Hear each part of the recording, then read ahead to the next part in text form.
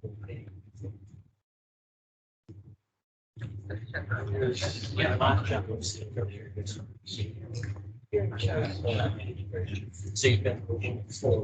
Okay, awesome. Jamie, you're all set. All right, welcome everyone to the July 20th meeting of the Barrington Planning Board. Jumping ahead a little bit there. Tonight in attendance, we have Don Masucci, who will be a voting member, Jeff Brand, myself, James Jennison, Ron Allard, Andy Knapp, Candace Kranz, as well via camera, we have Steve Diamond. Steve, if you could state your name and your reason for your not being in person for the record. Okay, my name is Steve Diamond. Oh, okay, some feedback here, so I'll take off headphones. I am not appearing in person because it is much more convenient for me to do it this way, and I have concerns about potential setbacks regarding the COVID situation. Thank you. And also Andrew Melnikas is remote as well, and I believe you will be an alternate, Andrew, if we need one. We have seats filled otherwise, but if you could just do a roll call so we know you're present. And you have to unmute yourself by pressing *6.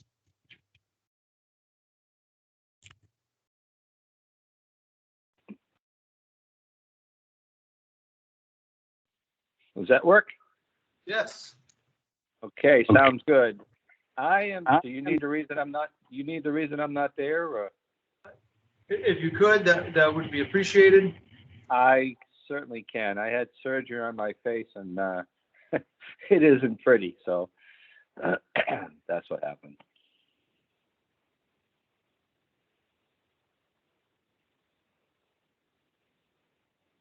Do you get that?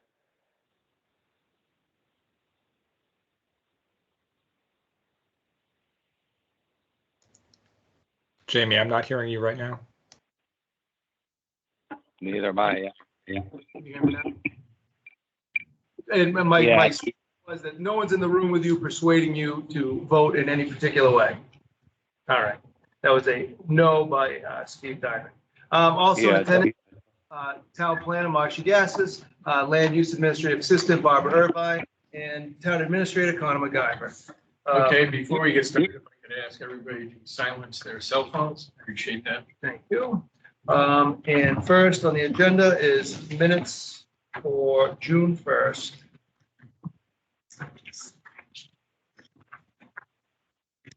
Comments, corrections?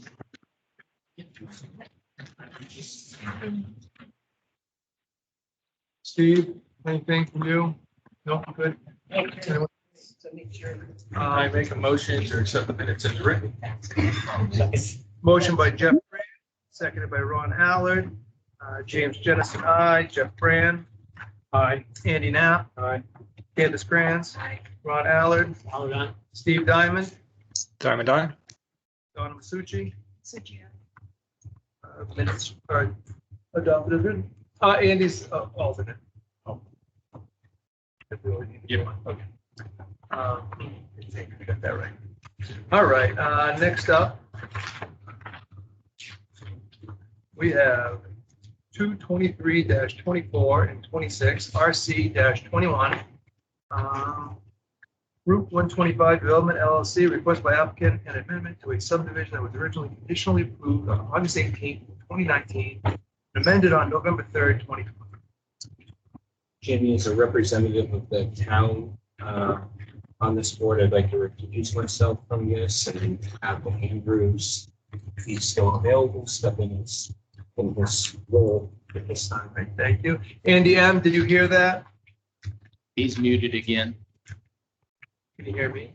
He can hear you, but it All right. was a reminder to him.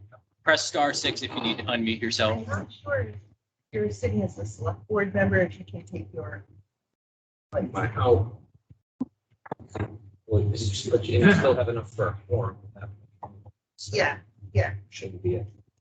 Do you want me to move out of the seat? It's been a long time since we've sat here to do this.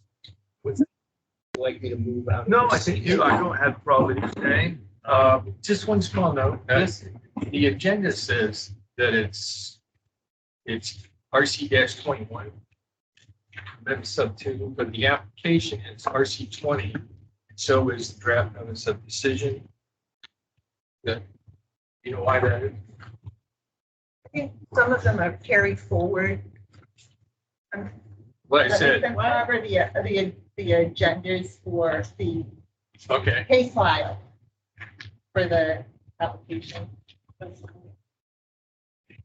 It's his question. the case file number on the agenda is different in the last number than it is on the application and in the notice of decision. RC 21 on the agenda, 20 on the other documents.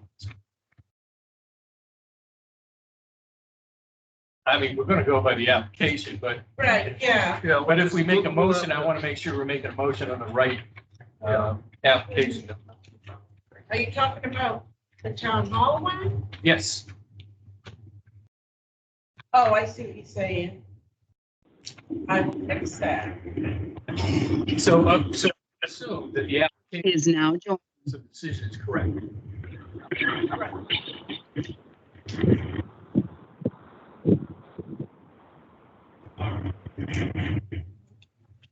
So for the record, we have Andy Knapp recusing himself, and Andy M., you are sitting in as a voting member for this portion. And you need to unmute yourself and acknowledge you heard me, please.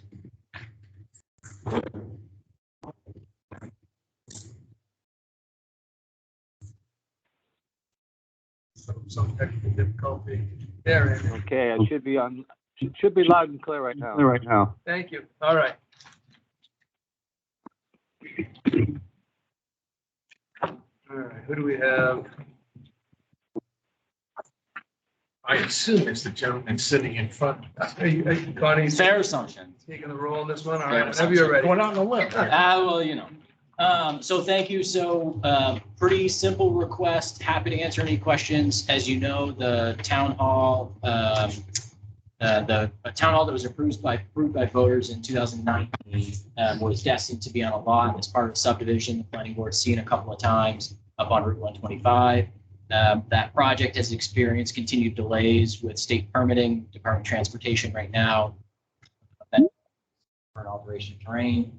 The town has funding approved. The plans are 100% designed, ready to, start construction, and really have been sitting on our hands and waiting for something to happen. Recently, we received a bout of really good news from Congressman Pappas's office. This project was one of 10 selected out of over 300 submitted for direct federal funding of up to $1.5 million that would go direct to this project, probably eliminate the need to bond the project, really be a positive thing for the residents down Barrington. That was kind of a catalyst. There's a time limit on that funding, and we certainly wouldn't want to lose access to that if we didn't need to. So had some conversations with the town's attorneys, staff, Marsh, John, others, to figure out if there were alternatives. And truth be told, you all know that state law doesn't require the town, whether it's the town or the school, to follow the town zone. Past practice in Barrington has been it's good practice. If we're going to hold a commercial entity to a standard, we should hold ourselves to the same standard.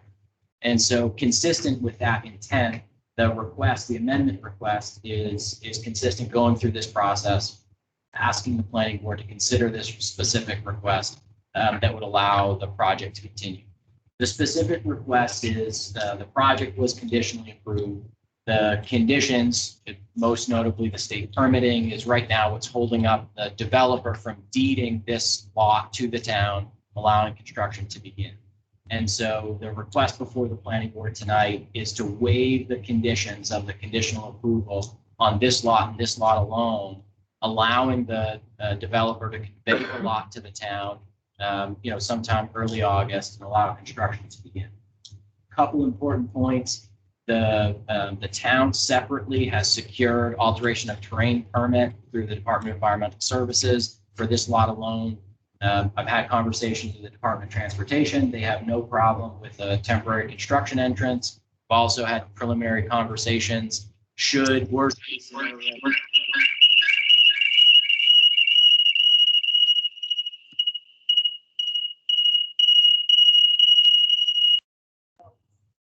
Great. So should the development, worst case scenario, fold and now the town has a town hall adjacent to a bunch of vacant land, a risk that the town was willing to accept is if that happens, the town will need to construct an access to this lot. Had conversations with the Department of Transportation. The scope of the town hall would not necessitate improvements to Route 125, would be not dissimilar to the simple driveway entrance that the current town hall is certified. So dotted the i's, crossed the t's, hoping to have support from the planning board tonight to maintain the past practice of the town of going through the same process we asked commercial folks to. Happy to answer any questions. I guess I don't have the notice of decision in front of me. I certainly support the effort to do this. And we certainly don't want to hold up the project because of approvals from a larger project. My only thing is that I just want to ensure there might be a condition or two in the conditional approval that might still stand to be appropriate. We went away everything else, but my only question is, are there any things? That's what you have right there. Yeah, no, but the notice of decision from originally, he's asking to waive conditions in the original. Martha, that should be in the folder. Conditions or one condition? Well, see, that's. All conditions. He's asking to waive. It's a large note, it was a large notice of decision, but the request is to. I know, all conditions, and I'm only asking, So I would like to know what the list is, just to make sure Yeah. there isn't something that might still be appropriate. We can waive all the other ones, but there might be something that's applicable and appropriate. That's my only question about this. I can pull that up here. Somebody just direct me. Okay. There you go, condition precedents, here we go. Can you read that? You need it larger. We can. Yep. Okay, that's good. It says, Oh, plan notes. so I mean- 223 dash. You want me to read it? Yeah, read it. Well, yeah, Let me know when you're ready to scroll. Connor, I think it's the 11.9 item on there. It's 223-26 and 24-RC-19-sub. Is this not what's up? I thought you put up That looks- August. No, But that's all right. That might be all right, because it Scroll was down. continued. I mean, August 18th you have? I'll just gonna scroll. Yeah, up it'd a be the second. same, it should be the same notice of decision. Yep. So Yeah. August 18th. you want me to go Yeah, to okay. November? No. No, that's that was fine. good. No, you're okay. Same That's when notice. they came back. Yeah, Okay. Right. Same All notice right, of so let's scroll down again. Yeah, sure thing. Let's do this again. You have to have been passed here. Yeah.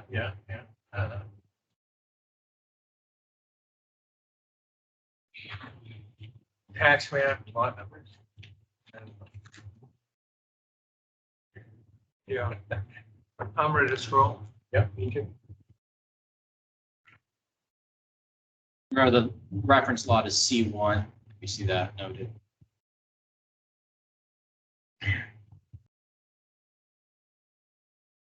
Now,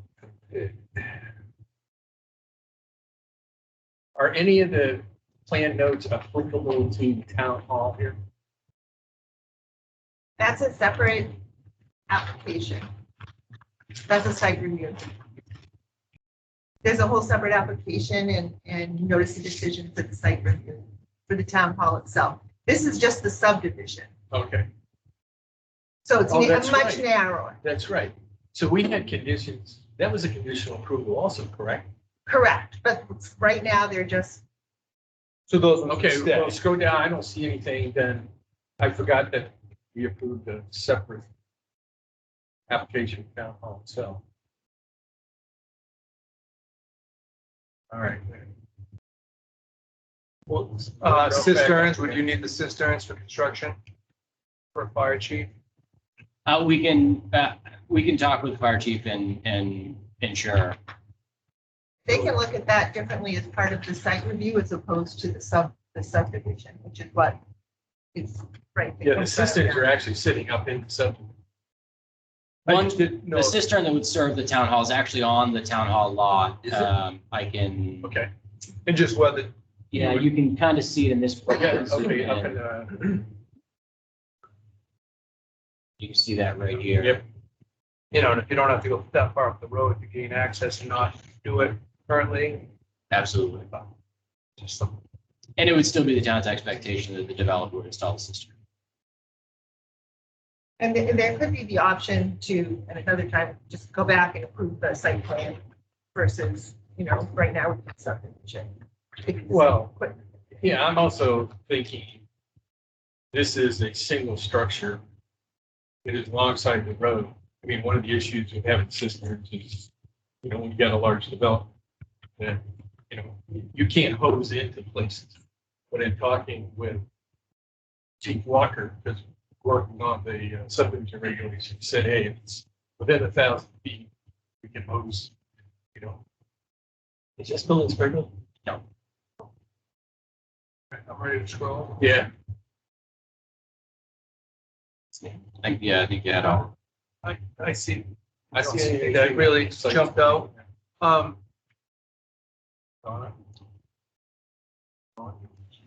Steve, can you hear me? Yeah, Are you- no, And Andrew, any thoughts, concerns, questions? yes, note G above, on underground utilities, it'd be great to set the right example on that and, keep underground at the earliest opportunity, I think. Also, I was looking at the letter Connor wrote, and, that was helpful clarification. Towards the end, there's the line, the town is willing to accept this risk with the proper access protections in place. The risk being the one you said verbally, Connor, about having to create our own road in, ? And the follow-up on that would be, what would that road be? A class 5, a driveway? And it would be the town's responsibility to maintain it, I assume. The answer to your first question, yes, that's the identified risk. And the answer to your follow-up question would depend. I mean, if the development failed completely and the town needed permanent access off 125 to the town hall lot, it would be a driveway. It would be an access driveway that would come off 125, intersect the town lot, and like I said, not dissimilar than the access drive that exists accessing the rented town hall now. And as far as the town maintaining it, yes, if the subdivision failed and the town needed to construct an access driveway, the town would maintain said access driveway. No, will the temporary driveway be where the road is now? Yes. Yeah, so the temporary construction access is the first thing that would be opened up. That would be opened up along the planned access, the signature drive, the planned access to the sub. And in the letter Mr. Diamond referenced, the proper access permissions would be included in the deed, access easement over what will eventually be signature drive. Will that driveway be similar in width and construction to what we have indicated there for that short piece? So the construction access will not, if we're playing the what if of the worst case scenario, the subdivision isn't developed, it would not be the same scope as the road that's proposed. No, it would be an access driveway, of a smaller scope than a subdivision that feeds 62 lots. And when it's reasonable, you may, if you down the road with the road in, you might block access to that constructed road. To the original standards. It's a great point, and certainly something that would need to be contemplated at such time that we have legitimate concerns the subdivision road isn't going to be constructed. I'm saying that it's going to happen. Let's say you put a driveway in, not the same specifications as that, and then the subdivision goes through. And now you're at the same town.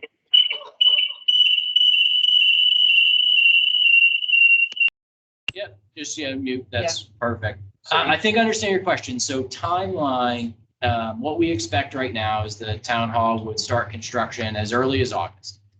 Temporary construction access would be opened up along where Signature Drive is, and construction would begin probably concluding spring, early summer of next year.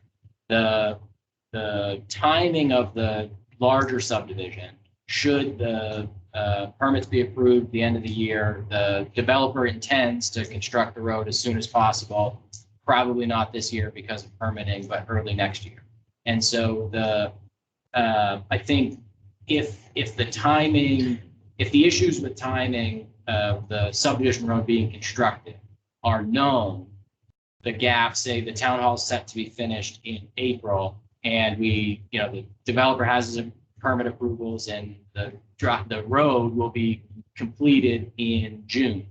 It would be likely, I would anticipate, that the town would elect to wait to open the new town hall until the subdivision road is built. Let's say they're gonna finish in April, it won't be, the road will be put in until November. Yeah, it's a great question. And I honestly wouldn't be the one making that decision anyways. That would be a decision the select board would be making, weighing the pros and cons of having a fully constructed building that's not open and the added cost of constructing an access driveway when you know a subdivision road is going to be built. I think, I hesitate to say that we won't experience worst case scenario because we've experienced a lot of delays with this project, right? But I've talked to the representatives from the Department of Transportation reviewing this application, talked to the representatives from DES, who's already reviewed the wetland crossing aspects of this application, will be reviewing the alteration of terrain. Had a lot of conversations with the developer. I don't see large lingering concerns that the project is going to fail. You have a developer that's invested a lot in this, and I don't think they're simply going to walk away. And so I think it's important to identify the risk and talk about it, but I don't think it's a significant risk at this point. Yeah, you can talk as a member of the public. Where's the representative? Special representative of the town. Part of what had originally been talked about is that if there was a driveway put in there, we would at that point abandon the driveway to make sure we had the appropriate cut coming in on the road. So, which I think addresses Mark's question, where there was a road and they were going to put in a road and we just had a temporary driveway. Well, Then we would take access Put the driveway in the off of- same place as the road. So my concern is when the road goes in, you're gonna block access to town hall. I don't Let think, the road be constructed. I mean, the width of the new road is gonna be two lanes wide. I think they're gonna leave one side, you see it all the time. I don't think it's a major concern, and I think from Mr. Falzone's, all the comments he makes, I think if he knows the project is getting approved, he'll build that section of road. He's gonna have to construct that section of road prior to developing anyways. He's not gonna leave that dirt for the next 2 years as he builds lots out. So I think just based on the way he presents, I think he would, if he knows it's gonna happen. If not, the town's gonna try and save some money and just build a driveway. And I think they'll, and I don't fear being blocked other than an inconvenience as opposed to a permanent blockage. Yeah, but it's important to discuss the fact that risk does exist. And that's something the select board talked about at length in considering this option. And the risk of losing access to the direct federal funding and continued delays outweighed I think made the select board willing to accept that risk. Just one point, Mr. Chair, to Mr. Diamond's point about the underground utilities. The town does intend to access, have utilities, underground service for the town hall. As I recall, now that Marcia jogged my memory, that was specified in the approval for the town hall itself. And it's absolutely, and that approval showed pulling utilities from Signature Drive. Yep. Understanding the utilities are going. It's possible, and we've already started the conversation about pulling underground utilities direct from 125. So essentially getting, placing a pole where one of the poles will need to be moved anyways, get underground service starting there, just jump over with the utilities, and then assuming the subdivision is constructed, all of the wires will be moved over during that process, and service would be up Signature Drive separate than the service feeding the town hall. Steve, does that answer your concern? It does. I have one other thought on that topic. What is the difference in cost if we were to build Signature Drive to the short distance required to Class 5 standards? And could we charge the developer for that effort if they go ahead later at a fair prorated basis? I think that's a valuable question to ask, and I think that would be something that would need to be contemplated should we actively consider having to build access off 125.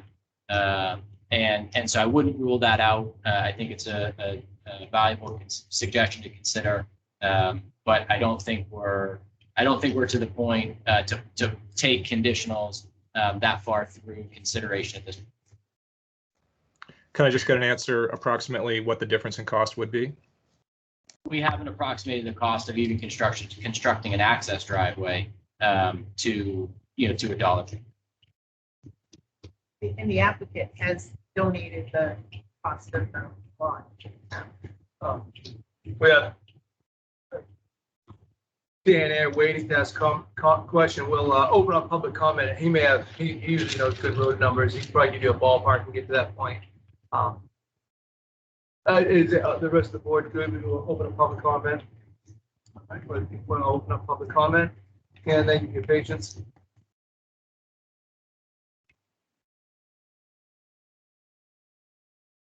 State your name and address. Daniel Air, 334 Old Corner Turnpike.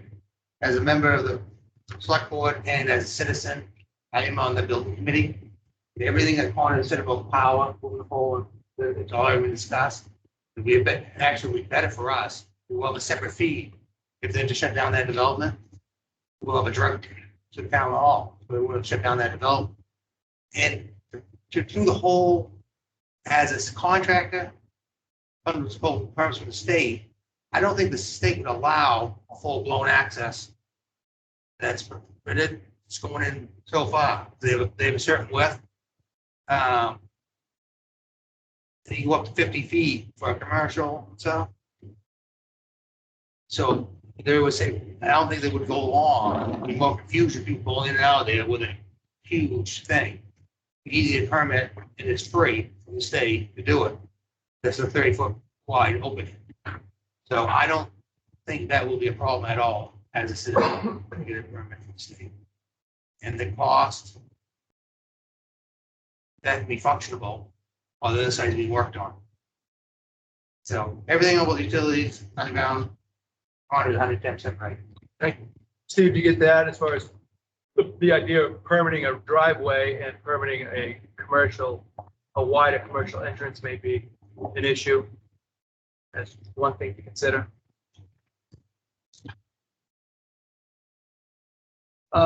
Anyone else? Public comments? I don't know, Marsha, if you've got hands or screen. My computer, everything, no. If you're participating on a computer, you can put your hand up with the feature. If you're on the phone, you can press *6 to unmute yourself. Just speak up, let the chair know you'd like to wager a comment.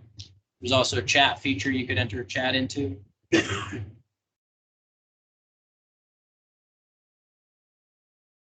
Hearing none, we'll close public comment. Board have any other questions?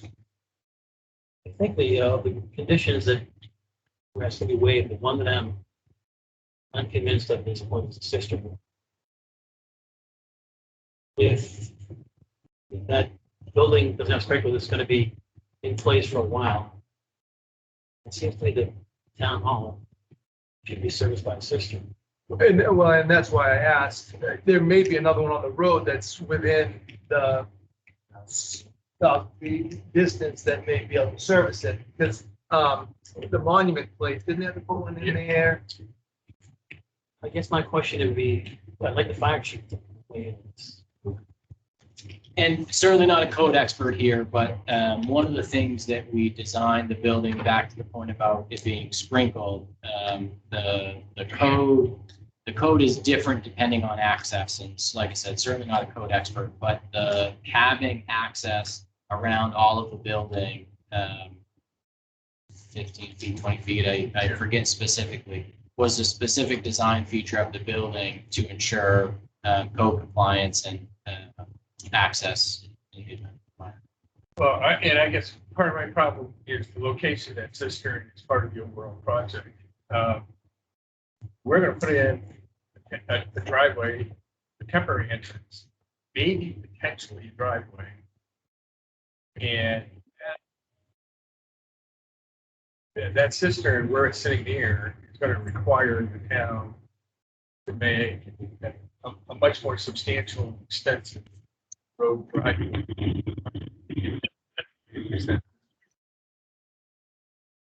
That cistern was there to service the commercial lots, not just the town. So I feel, Andy M., you had a question?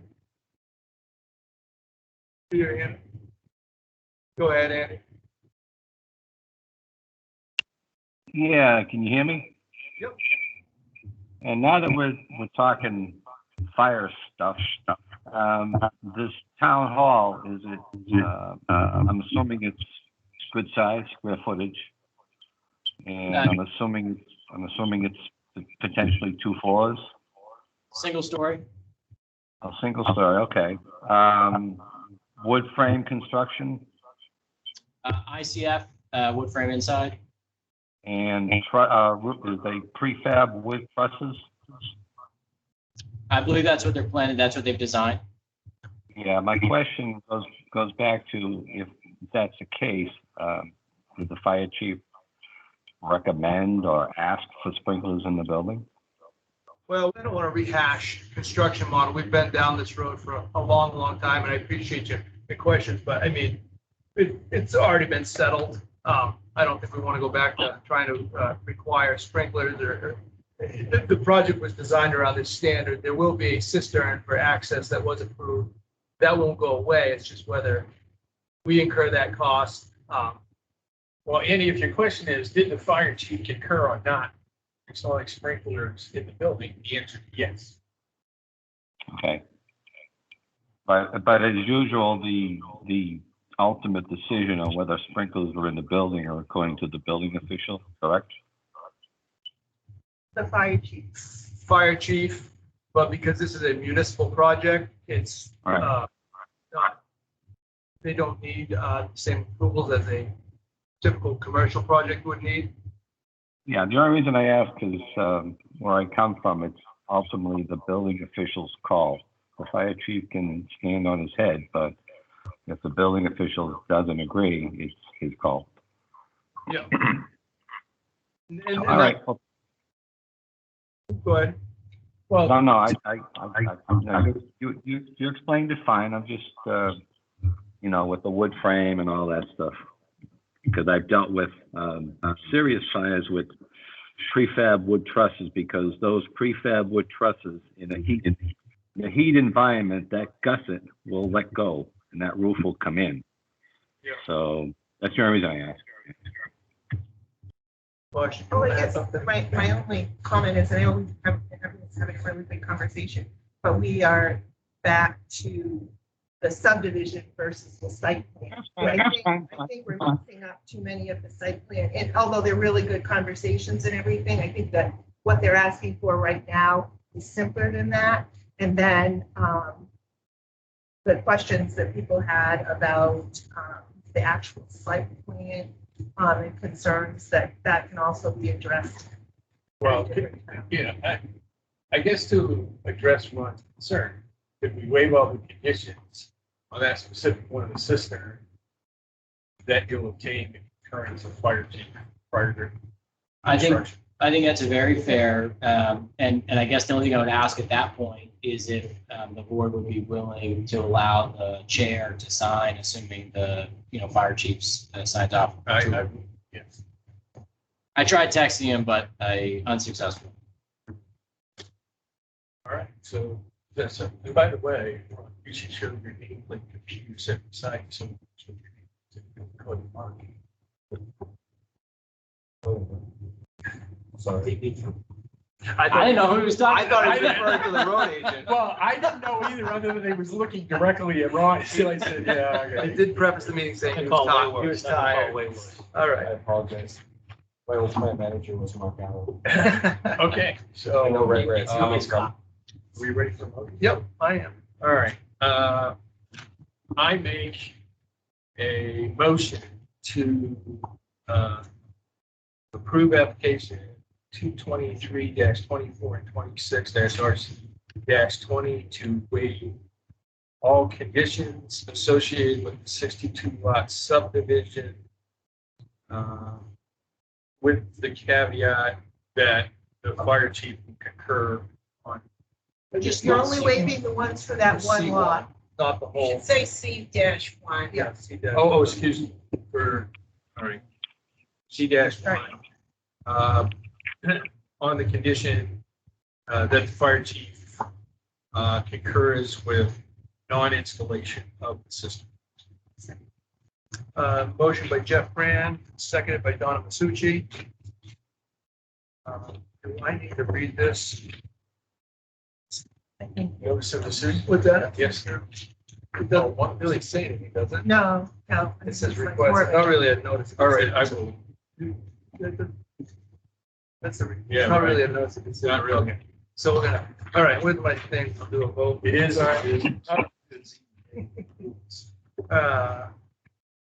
Candace Kranz, Like, Ron Allen, Andy Now, Jeff Brand, Jeff Raynock. James Jennison, Donna Masucci, Suchi, aye. Steve Diamond, Simon Dye? and now we got a picture. Oh, Andy M. Andy, am I? I want to make sure nobody was bending his arm back there, right? Motion passed. One other quick comment before we move on. So let's just consider the opportunity costs, even if it's $50,000 or $100,000 to build the Class 5 standards, the potential delay of being forced to stay in the existing town hall and the potential disruption of future development in the area might well make it worth moving on, getting it just so now. I don't know if I'm just parsing words. It would be built to standards. It would just be driveway standards as opposed to, a 50-foot wide commercial access point, which is what's, the site plan showed. Well, assuming the larger subdivision gets all their approvals, that's going to end up the standards. And the road will probably go in when it's the first thing, so But that's what I was alluding to earlier. It's gonna go in further before. they are actively. And Mr. Chair, just to put a bookend to it, the cistern wouldn't be required until it's built now. So for certificate of occupancy. The whole development, For the town hall. just down. All right. So I think the question was, would the cistern be required during construction? And the answer is Yeah, that was my question. No, if the project fails, perfect. I'll ask the following. that would be, if the bigger project fails and they don't put in a cistern because they don't continue the road, would the town hall need its own cistern? Understood. Thank you. You. All right, next up, we have I would like to make a proposal for the board to rearrange the agenda and get 4 and 5 out of the way, so it's something 3 is going to take an extended period of time. all right, do we have people, does the board have any problem with that? No, do we have, except that there's no one here on those items that matter. Is there anyone here waiting on 4 and 5? There's a JB online. I don't know who JB is. After, well, it's not me, I'm sorry. They should be, quick and easy. You want to knock them out? For the record, Andy Knapp is back as a voting member. Andy M is an alternate once again. We got, you wish, building permit for map 101 lot 56. Longshore Drive, On a class 6 private road. Anybody have questions, comments? I agree with incorporating the comments of the road agent with 2 changes. And I checked against the email. So in the 1, 2, 3, 4th paragraph, it says the lot itself is upgraded. That should be upgraded. Maybe.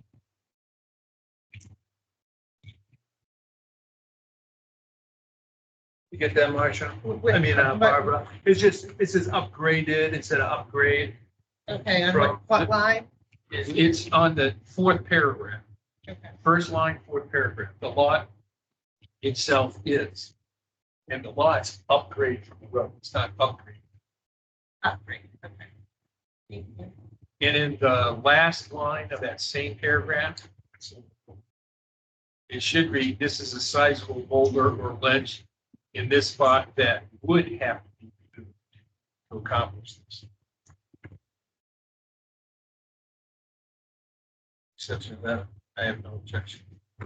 Any other comments? So I took a look at the documentation there. I assume they're not going to, I assume, so the zoning board's denial of reducing the setback, I assume, I can't see a map that would explain, but I assume they're going to follow the setback requirement.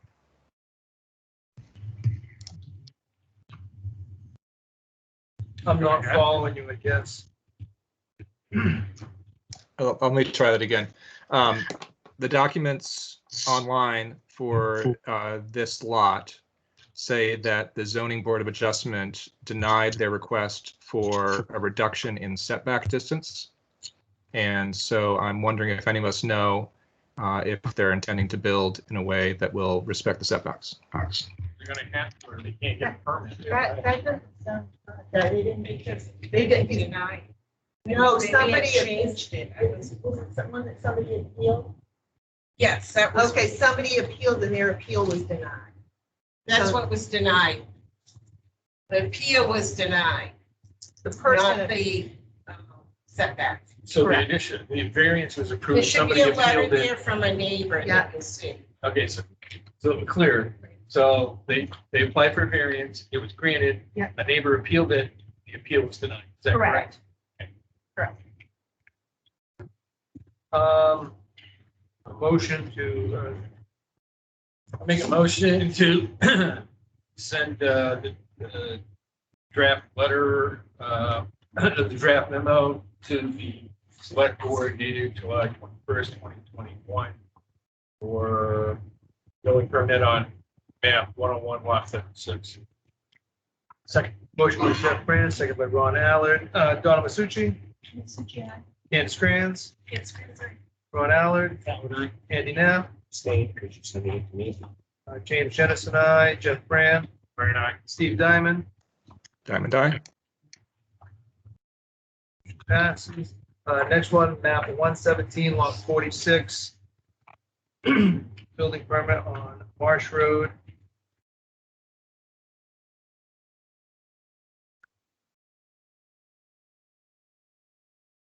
I'm really loaded here on Mary Hill Road, I apologize. if access on Access Mary Hill via- Road is not. Access via Marsh Road, on Class 6 Road. Why is it getting access from Marsh Road? Can it get it from the Class 5 road? The access off of Mary Hill Road is all water. It's all wet. The better access actually is from the buses.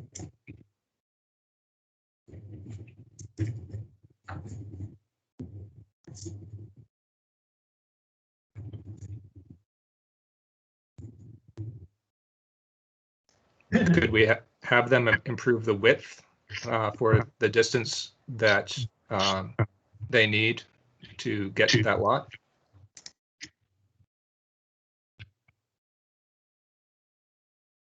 We can make the recommendation to the select board.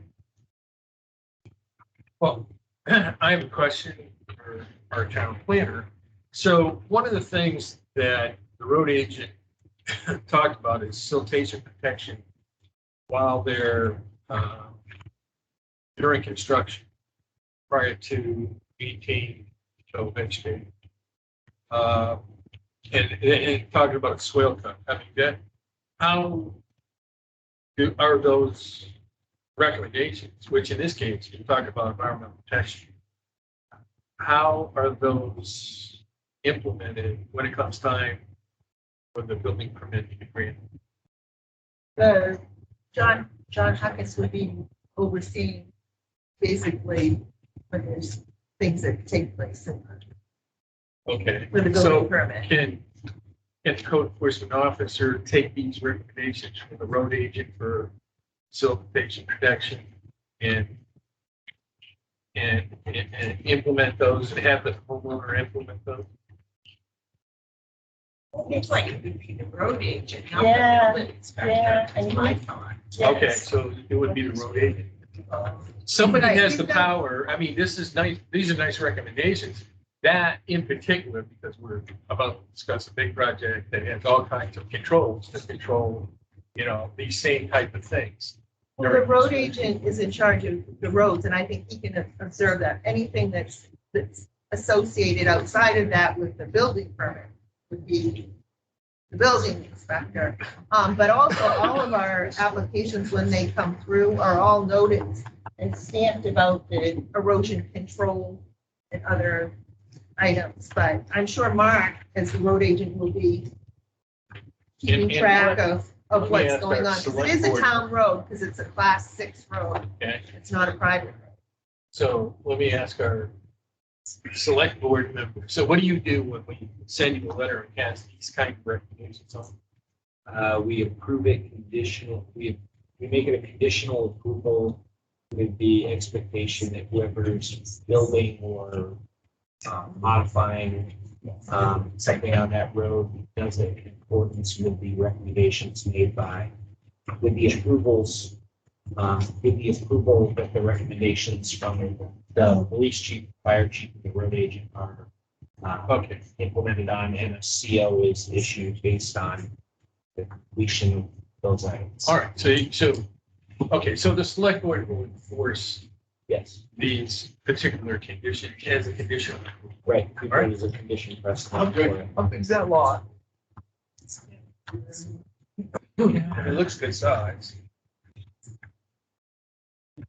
I didn't see it.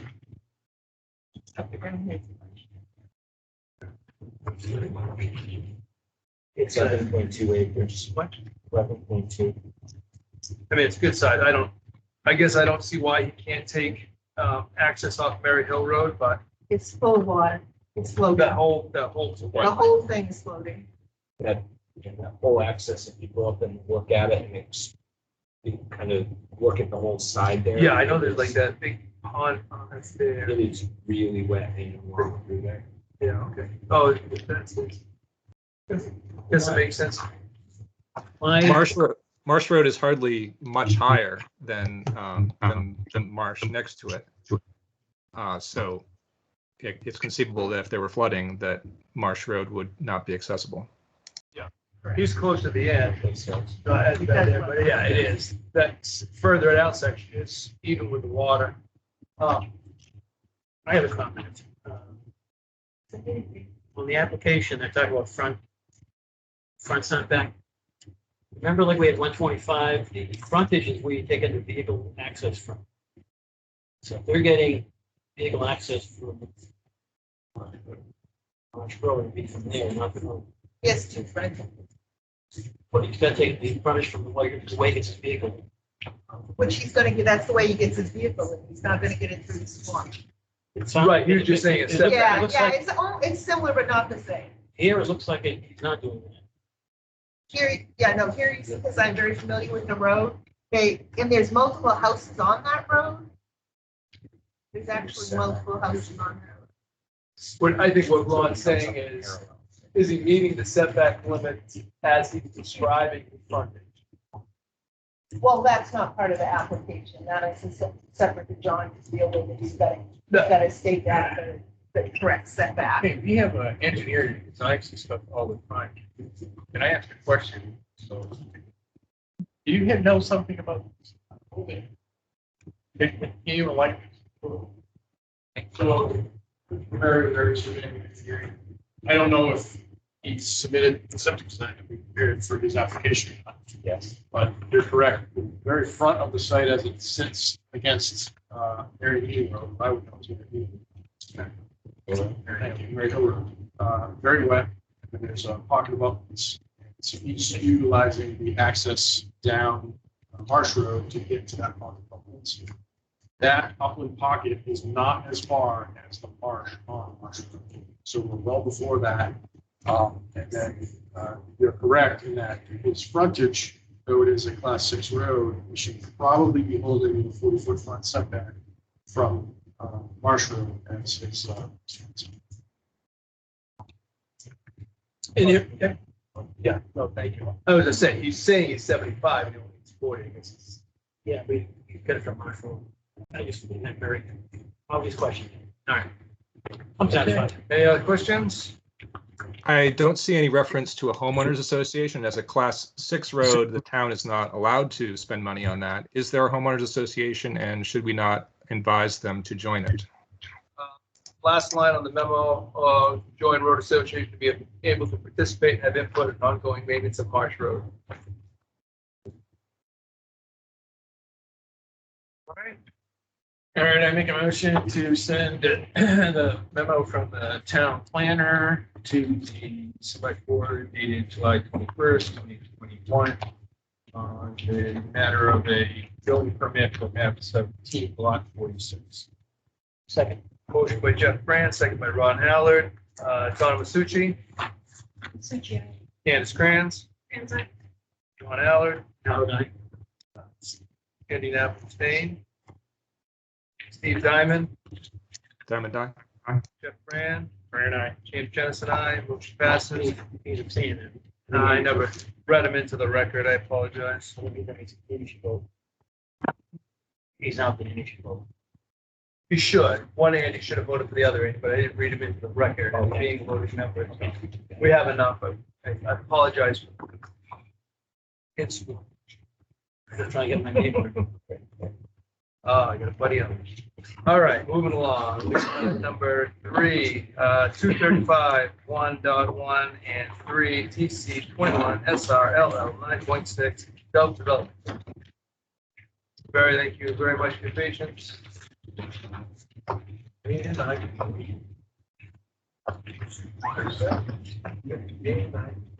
dying to talk to somebody about engineering.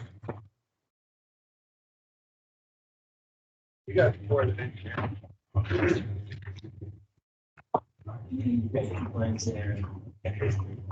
We had not. All right. And my phone's picking up this is here. Okay. Just don't stand up. You don't have to say. Said a lot. Okay. If you stand up. You're not. All right.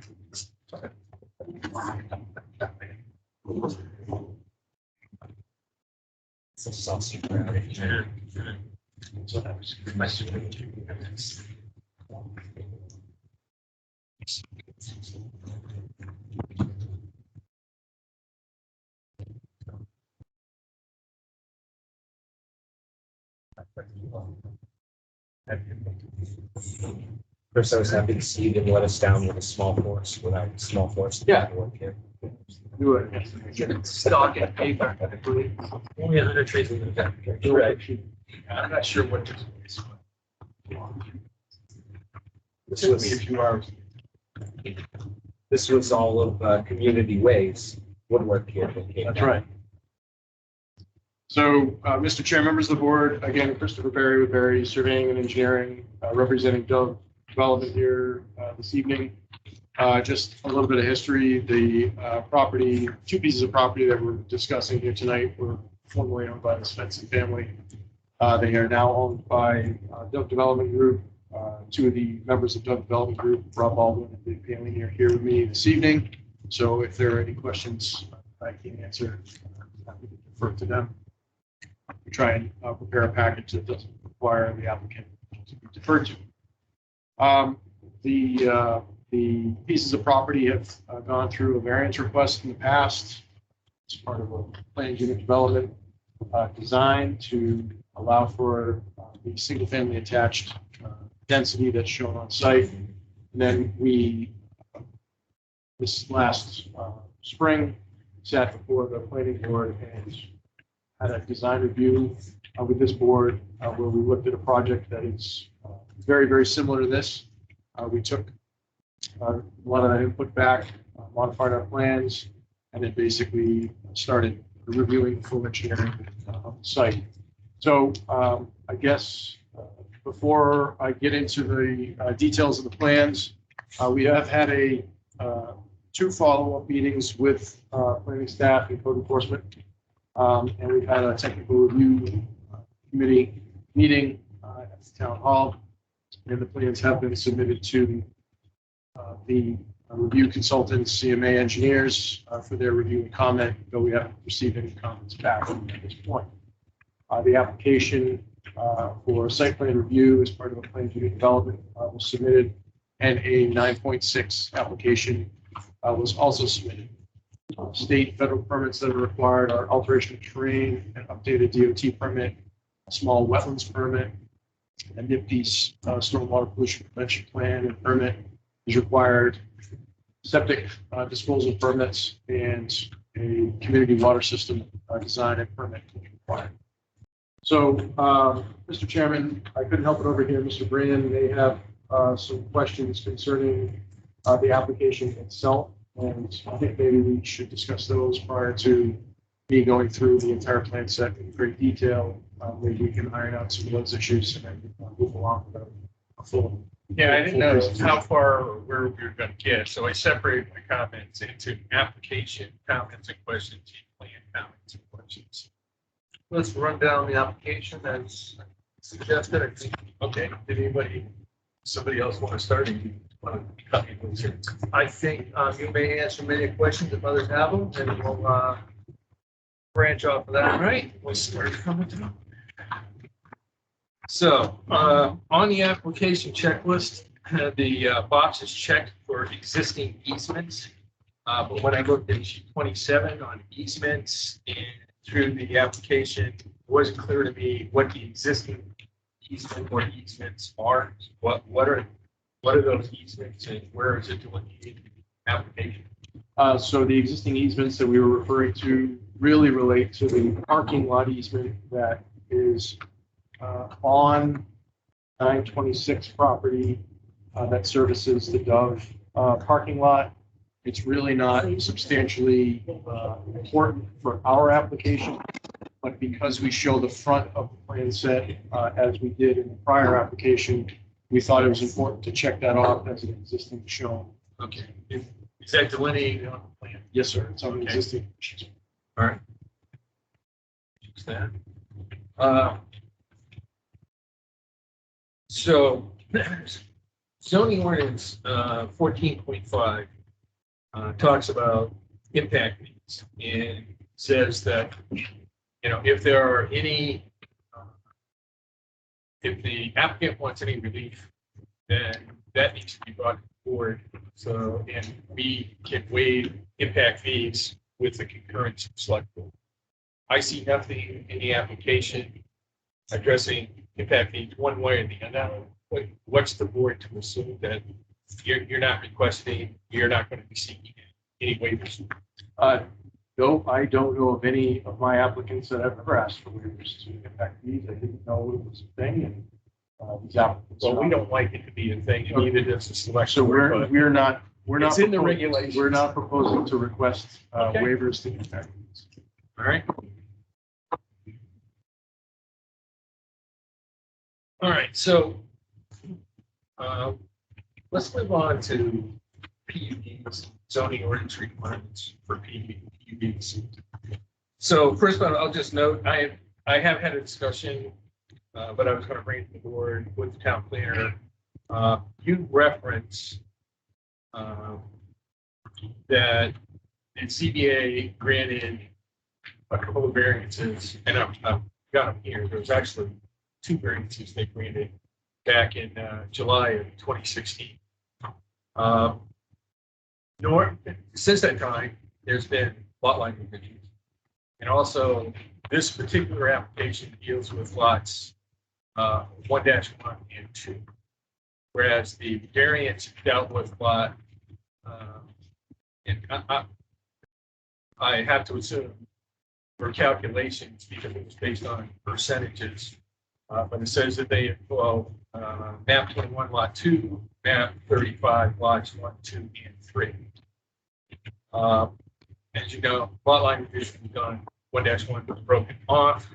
This project does not include lots 3, 2, either of the lots of map 39 or 25. Historically, in my experiences, usually these things do carry through, but given the very specific wording in these variances, it says, so this you granted due to unique facts in the specific case that was presented to the ZBA. So I recommend that, and I have no opinion one way or the other, but I just think that if we're going to accept that those variances are valid as fact, then I think you can consult the town attorney just to verify that's the case to protect the board. I think, if I may, I think that could be simplified by when the zoning board noted the lots in which all of those variances were covering. They were really attempting to regulate a land mass. Not necessarily numbers on a page, but that's how we correlate land mass to ownership is through tax mapping. I think this could be solved through the ratification of just simply showing what land mass those variances were granted on. That is easily provided for in the plan that was provided to the ZBA.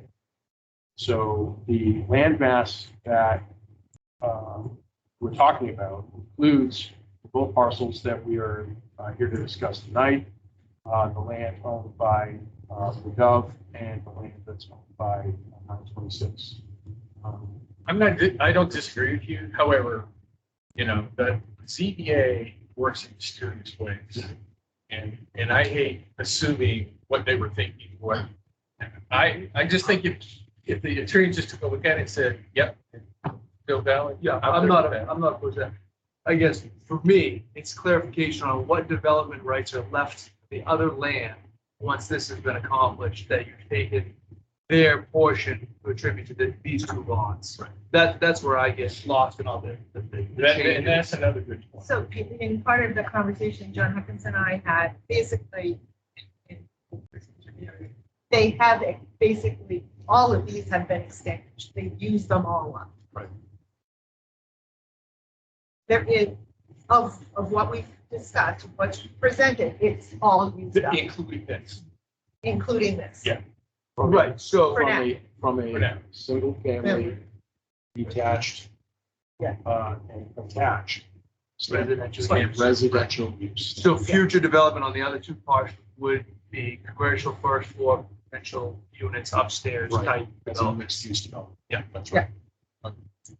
But so can we get a read? Just get a You think it would be blessing from appropriate? the attorney to, yeah, we're okay. You want to clear up it, I mean, That for this. Besides particular part, yeah, that the variances are still valid, even though there's been a lot line adjustments and the development is only on these two parcels. You just go to the ZBA for. the CBAs were just, they did just get an extension. Right, you just got an extension. We got an Right. extension, but we didn't discuss this Right. particular detail. Right. Okay. So, All I right, mean, we can either get an Yeah. opinion from the attorney or we can get a clarification from the ZBA. I think either way is perfect. It might be quicker to get it out of the way. yeah, so you want a clarification? That, yes, That, yes, these variances, which were just extended, are in fact valid and applicable for this particular development application. Are not available to any other lots. I think John Hutchinson and I think that was the key when we had a discussion. We just wanted to make it clear whether there had to be something put into the registry of deeds that said that they are not available for any other lots. And that would be the clarification. So 5 years down the road, someone comes in and says, oh, no, we got ZBA approval to build whatever, that didn't apply to us type thing. Good deal. Okay, so with that put aside. So these variances covered a couple of specific subsections within PUD requirements. Sure. It did not, however, give you variance from the requirements for which you didn't ask, nor did they grant a variance. Agreed. So, so one of the things, well, no, I'll make a kind of a note. It's kind of wrapped up in all this thing, but on, it's note 29 on, it's like sheet 2 or 3, where you have a bunch of notes, a lot of notes, in which you reference that ZBA decision.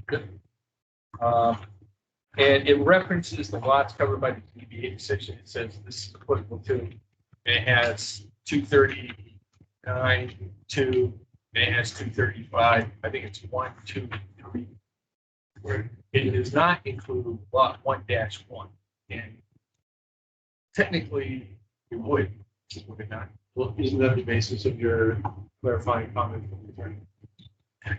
Yes, I just ask if that should be on the plan or not, given that that is land that was previously part of one that is now covered.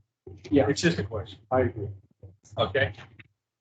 All right. So one of the other PUD requirements that were not addressed by the variance is specifically where is the calculation that shows the residential portion of the project doesn't exceed 25% of the development according to zoning ordinance 16.5. So that calculation does not exist because of the way the variance was granted and the type of residential density that's being proposed for the rest of the PUD or mixed-use development. So these 25 single-family residences were permitted as part of that variance. And then the remainder of the residential units on the second and third floor of the mixed-use structure is permitted by right. So there's no further calculation needed to show what density those might have or have not. A mixed-use structure is not listed as a residential structure in the zoning ordinance, and mixed-use structures are permitted as a matter of right in mixed-use development. Yeah, it's the residential portion of those. The single-family, Yeah. single-family attached. We didn't provide that calculation because that calculation was really based on the total land mass, the percentage of perceived commercial use at the front of both the Dove site and the 926 site. And those were representations that were made at the zoning board, and that is what derived the 25. Well, I understand that they granted you the variance with respect to lot size, but lot size and the percentages are different. That is my reading of the zoning. No, I mean, the variance that was granted was for 16.222, which is residential uses permitted with a net density, single family, to be based on 16,250 square feet per dwelling. Yep. And then the commercial component is a certain percentage in size, which is based on the existing Dove. Okay, so, right, so I think, yeah, you're right. It specifically says 16.32, right? But those requirements are in 16.5. So 16.32 addresses that there will be minimum lot size of 10,000 square feet, in which the density will be exceeds 1 unit per 40,000 square feet. Okay, so that requirement is specific to density. Just back up one second. Yeah. What was that again? Okay, so 16.32 is specific to density. Correct? Yes. Okay. So, Density with respect to single-family residential uses. attached or Attached. right. So if you go over to 16.53, that is where it addresses the percentage of which the residential component will comprise of the PUD. That's a separate requirement.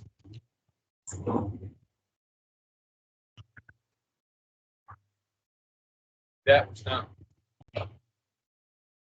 That requirement didn't have a variance for that.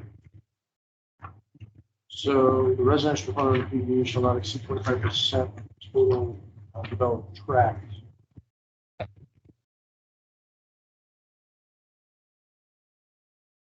So regardless of what your approach is with respect to the acreage to be utilized for that calculation, I would tend to say that it's 1-1 and 3 only. However, Well, you've discussed a bigger, belt track. Either way, that calculation is still. how's that calculation really done? It's square footage of the unit. I believe that would be my guess, that it would be square footage, total square footage of versus. Total square footage of the tract. Well, wait a minute, I don't know, it may be total square footage of the lots with residences versus the total. Yeah, I think it would be land area versus this percentage of land area. I've never actually done the calculation. Well, okay, I just want to be clear on how it's because I don't believe we need a variance for that particular, though I don't show that calculation on the plan.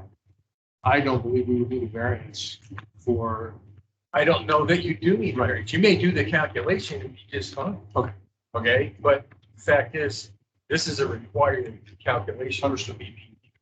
So to be clear on the calculation from the board standpoint, we need to provide a calculation on the plan that proves that the square footage of the single family attached or detached residential units, the square footage of those units does not exceed 25% of the total land tract. Yes. And Marcia, would it be based on, I would assume it's not just the square footage of the housing themselves, but of the house lots versus, We do not have house lots. okay, well, the land area covered by. I assume this to mean the little box that we show on the plan, the addition of all these little boxes. Okay, well, Marcia, you have dealt with this. This is the first PUD that's ever done. So Yeah. Yeah, so we need to figure out what the answer to this question is. What area do we use for calculation? Because it says total land area devoted to such use. I know, what does that mean? Driveways and Porches and it's, I don't know.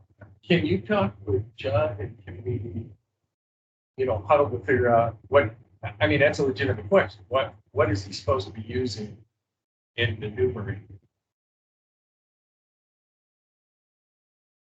Land tract piece, but yeah, what, I understand your question. So we're back to, we're talking building, driveway. Right, what, he's asking, so what, Well, what? I would, land area? I don't consider a roadway a residential use. No. I may consider the decks or porches Yeah. or stoops, resident accessories, Yeah. uses to the residential structure, or sheds maybe, we don't have any. What about the leach field? No, because the leach fields are intermixed with the mixed use. I would go as far as saying required parking might be part of that. Not road use, like you said, but required parking for a unit. As an accessory to the unit. Yeah. I mean, that's, What would you take on parking? Why would you not move the driveway? Well, because the driveway is a common access for all. In this particular case, Yeah, there's yeah. High Point Drive, which is actually the road, the street that goes through the development. So that's, and that a right of way, which, The language is like, something to do with the uses, right? Well, yeah, total land area I mean, devoted to such it's use. just a variance, correct. It's just not clear what it is that you see. And you don't define a driveway as a residential use. No, but I'm saying parking spot devoted to that residential use could be construed as such. All right, so planning office needs to come up with here's something we can work on when we take the regulations. We can't change regulations in the. No, no, I'm just saying, here's We can something only to use put on the reasonable list. judgment on what is presented. So really the question here This, is the residential coverage. What's physically covering the earth dedicated to residential and accessory residential uses? As that compares to the total, total site development. That sounds reasonable. I think the planning office needs to concur. All right, so on a related subject. So going back to 1651, see you have your. It says that a PUD has to have a minimum of 25% set apart for civic/open space. That civic/open space will be defined. Civic/uses you have to submit to the planning board for us to approve with, I think, yeah, I don't recall whether we would select board that concurrence or not, but I know we have to approve those uses. So I didn't see anything, any application regarding that open civic space. That was not specifically addressed in this application. It was discussed as part of the ZBA proceedings and the common uses that have taken place in the historically in the past. So we can, However, we can certainly. with respect to this application and the variances you cite, there's no variance from this particular. No, not that we asked for a variance to it, that the variance request cited the civic uses that commonly occur at the existing development location. Okay, So, but please let me finish. We're happy to review the list of approved civic uses in the ordinance and define some space for that and provide space for that. For kind of formalize that. yeah, I was just gonna say, so the following, to comment on that, is that the location conditions not only have to be approved by the planning board as part of this application, so therefore you have to submit, but subsection 391 of site plan review regulation also require that any covenants be submitted with the application and covenants agreements with the town. And, you know, those are listed on the plans.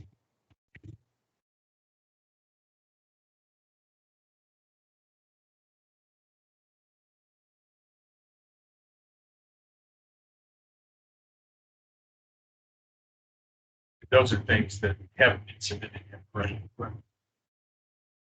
That's gonna be 25% below, right? Right. Civic space. Yes. And it has to have public access, even though it specifically says it can be privately owned, but there has to be public access, to which we have to come to agreement with the board. All right. Which is another reason we're proposing a lot of public infrastructure that we are. Yeah. All right, moving on.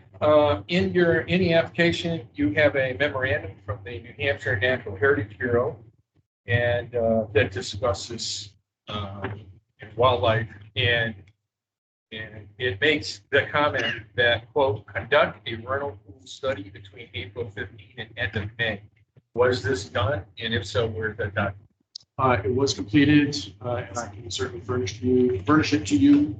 It's typically a document that we supply to the Wetlands Bureau.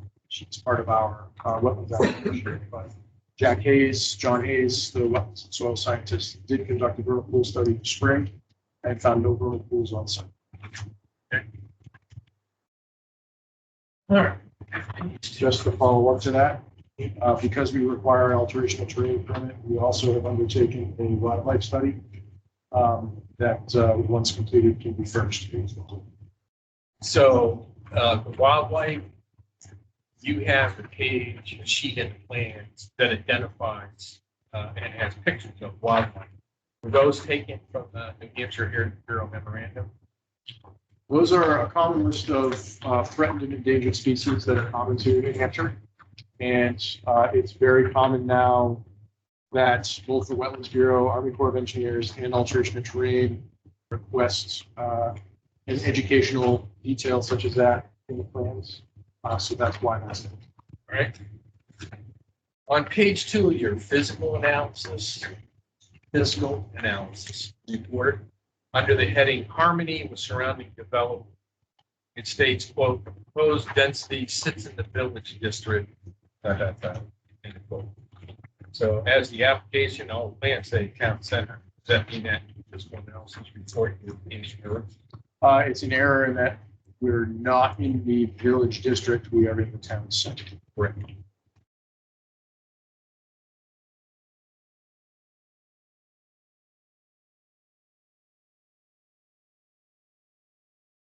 All right. You're incorrect. I'm aware of how quite thoroughly you He throws them in there and said, "You catch them." I know.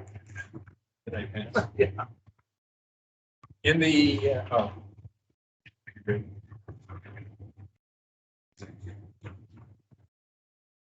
in the drainage analysis, under, you have a bolded paragraph heading. It says, "The 4 following paragraphs represent construction that is now built." Within the paragraphs that follow, there's a discussion of 15-inch drain pipe connection to basins that currently runs along Panther Way. Then you make a statement. In that discussion, you say, "Well, applicants moving forward would be expected to adequately mitigate flows of volume prior to entering the flows system." End quote.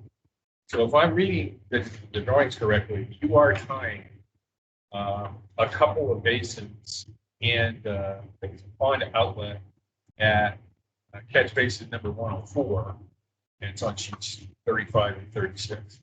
So where do you specifically address the concern that you raised about tying into that closed system? We address that through the mitigation design of the site. So, Okay, but where do I find that? well, I'm going to try and do this simply first, and I can do it more in depth if you'd like. Well, But, simple words. but the this area here that you can see on the screen, you see the cursor? Yep. Okay, it takes a second. Right. So there's a set or a pond here, Yep. a gravel wetland pond that captures and mitigates our flow prior to entering that closed system. And so that's the mitigation that would have to take place. If, for instance, But you also have the 2 catch basins. We'll get to this when we get to the plans. You got 220 feet of sloping road that's going to feed those 2 catch basins in addition to what's coming out of the gravel well. that's right. So we designed the gravel wetlands, we sized them enough so that they offset the flow that comes from that first 200 feet of roadway, so that the combined flow of offsite and the flow from the gravel wetland, as well as the 200 feet, all of those offsetting peak flows and volumes are reduced so that pipe is not open. I figured that was incorporated within the design. However, what I couldn't find is a statement that says, "Oh yeah, by the way, we mitigated our." I would say it would be helpful for people like me that don't look at all your calculations. Say, here's the mitigation strategy to address the concern highlighted.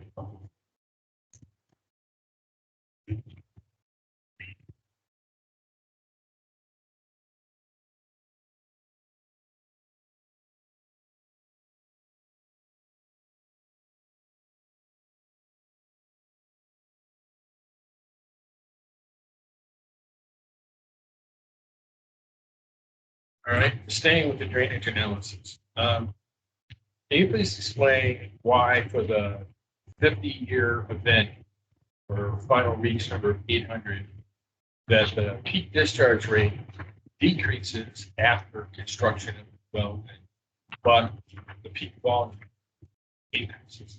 So drainage, and just to be clear, we're not required to mitigate volume by either town rule or state rule at the 50-year event. So drainage is a function of the amount of volume of water over a time period. So peak rate is cubic feet per second. And so we can take and capture storm flow, put them into a detention system, and meter that flow out over time.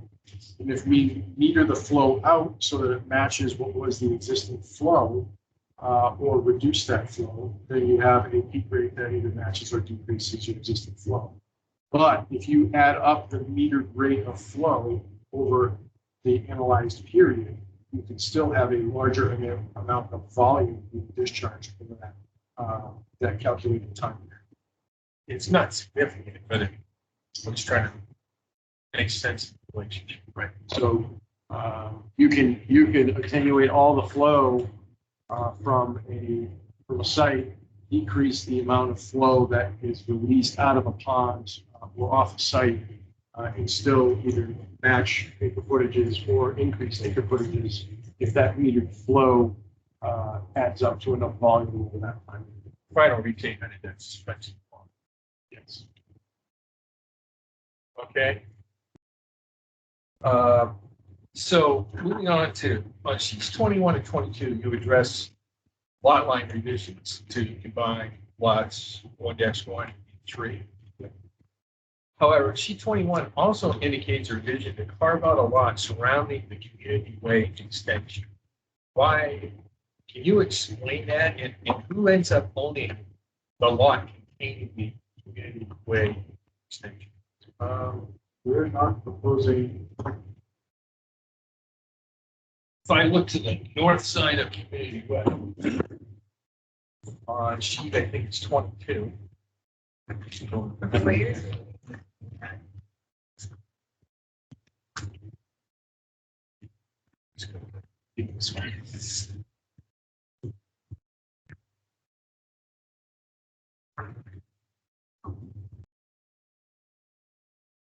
Otherwise, you'd be outside of lot 3, right?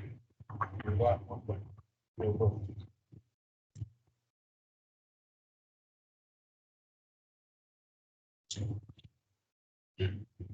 So this is sheet 22. What the lot line revision is proposing. Well, I'm sorry, it's on 21. It shows attachment lot 1. You've got a proposed lot line on 21 that shows on the south portion, southwest border of what would be the combined lot. You've got a proposed lot line that runs right along Community Way and around. Yes. Okay. So I could explain the lot revision too. So right now we have two lots. The first lot we own has this neck that comes all the way down to Route 9, comes out, and then takes this hard westerly direction and incorporates this landmass here. Second lot we own is out here all the way out to the tip of the triangle, down around the Sequoia, but that's lot 3. So what we're proposing to do is take this intermediate lot line and revise it to basically wrap it around Community Way, and then the remaining lands would all be one parcel. So you start with 2 parcels of land, you end with 2 parcels of land. But who ends up owning that neck now that comprises? The applicants would own that until such time as it was dedicated to the town and accepted. And it appears to be like its own little separate lot. It is. Okay, That so- way, just like in a normal subdivision where you have a road, a cul-de-sac, and you have lots, that's all we're trying to develop here. Okay, I guess in reading the application, it was talking about doing this combination of 1-1 and 3. But I didn't see them specifically address that you were actually going to. You're going to start with 2 lots, you're going to combine, but you're actually going to create another lot. Yeah, we don't, I don't know where the combination came from, because we're not proposing to combine the lots. 1-1, 3. We're not proposing to Well, then combine. why would you get rid of the lot line to be abandoned between the because we're doing a lot line revision to create the right of way, which would then be known as 1-1, and we would own the balance of 3. There's 2 methodologies that could be used here. Methodology we chose, or we could merge and re-subdivide. There's no difference. So 1-1 becomes a non-building lot that encompasses the road. Right. And lot 3 becomes a big piece with the 2 lots. Right. Okay. So you're effectively doing the same thing. You're taking the buildable area and lot 3 all the way out to the P. Right. You're making that one big lot. Yes. Okay, that's what I was referring to, is the combination of 1. Okay. 3. It sounded as though your question was, we were creating some other lot, not trying to create another lot. Well, but effectively, you're gonna end up with community way that's sitting by itself, right? Yes. Right. So you're kind of making something out of the 2. You're combining the bigger portion of the 2, and then you're making this little, you're saying you're gonna designate, that's gonna be what's left over for 1-1. Yeah, call it a right of way, just like you would as a right of way on any other All right. subdivision. It's just easily deedable for the town at that That's right. point. That's right. Well, so speaking of that, so the intent is to extend the turn community way over to the town. At some point in the future. Which is why the infrastructure is being designed the way it is. Considerably time out or time Right. extended. We had that conversation at the Yeah, I TRC. mean, It could be years. yeah, But the it's town, built I to, think it's gonna to the consider standard.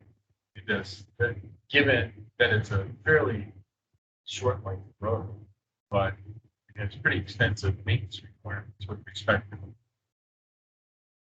road control services. Drainage system. I'll say, so the developer will own the new lot 1-1 until such time when and if the town takes it.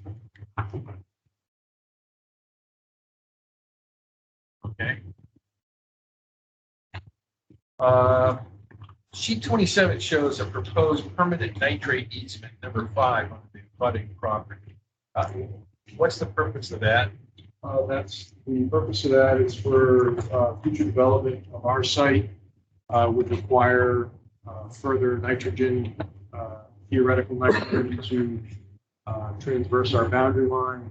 So we work with Mrs. Boyer on providing us a nitrate easement, and we wanted to ratify that now by plan because we've also worked with her on providing access over our proposed future roadway so that she has more formal access out to Route 9. And we've proposed some drainage improvements on her site that also require an easement. So we thought it was fitting to just include all of that on one easement sheet. Well, yeah, while we're on the subject. Let's see. There is another question.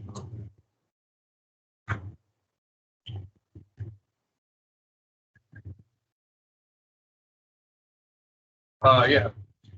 So, site plan review regulation 47.5 states when a proposed drainage system will carry water across land outside the site, appropriate drainage rights must be secured and indicated on the plan. If I understand your drainage plan correctly, it appears that you are in fact have water being carried by over on to lot 4 in lot 1. You're taking water off of this this development and actually putting it into the expensive pond, right?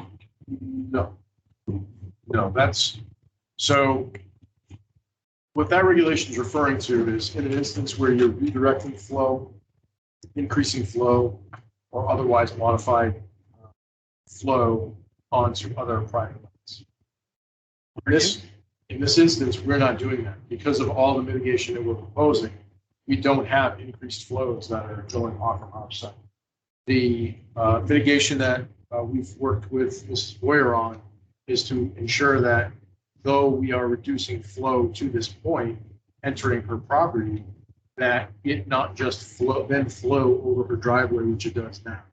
We negotiated with her so that we would install a proper culvert under her driveway.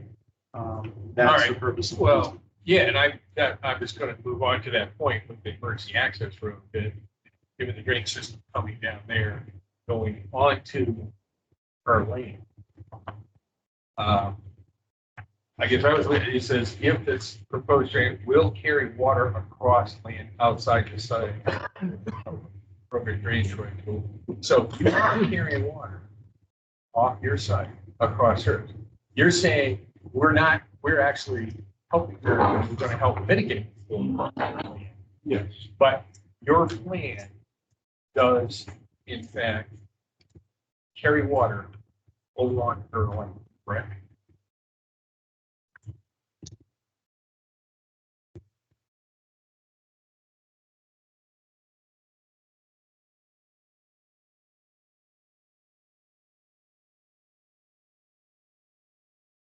So on sheet 34,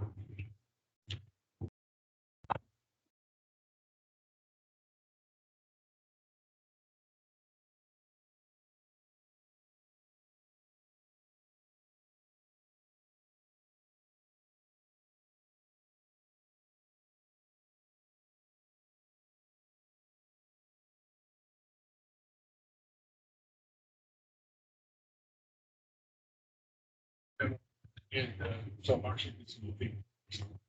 That's good, except. I'm sure you didn't specifically request them at all.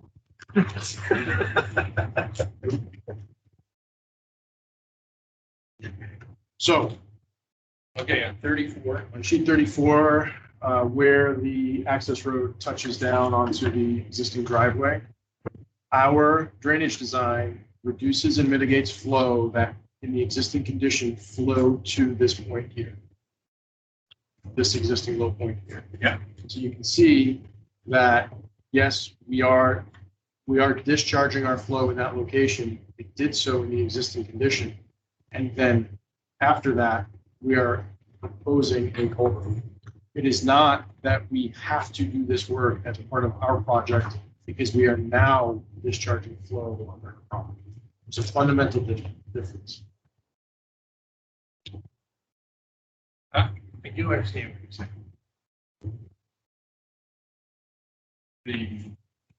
And I understand that the water is flowing that way already now. You were designing a system in which you are going to modify and actually help mitigate the flow of water in that particular area to the advantage of the home. Yes, I understand all that. That I'm trying to reconcile that with the regulation that says if you carry water onto her property, you've got to address it with drainage rates, which I think you to get an easement. That's why we propose the easement inside the plans. Okay, so with respect to that, I did look for that and I said, oh, what about easement? So on the easement plan, it says it's a temporary easement structure. If I, you know, what they said.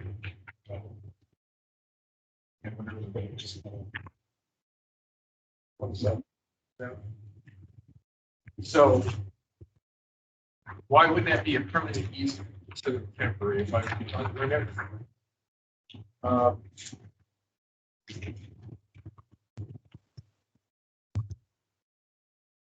don't see the word temporary. Proposed construction has access into.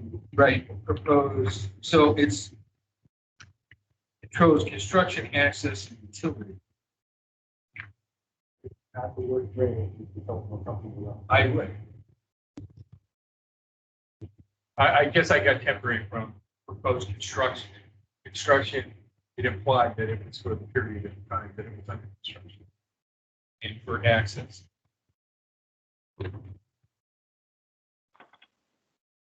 Yes, that makes me feel. I think Jamie. Was that 27 you said? Yep. That makes me feel. All right. Address that. Okay, going back to Alyssa, you're gonna, so you can address my.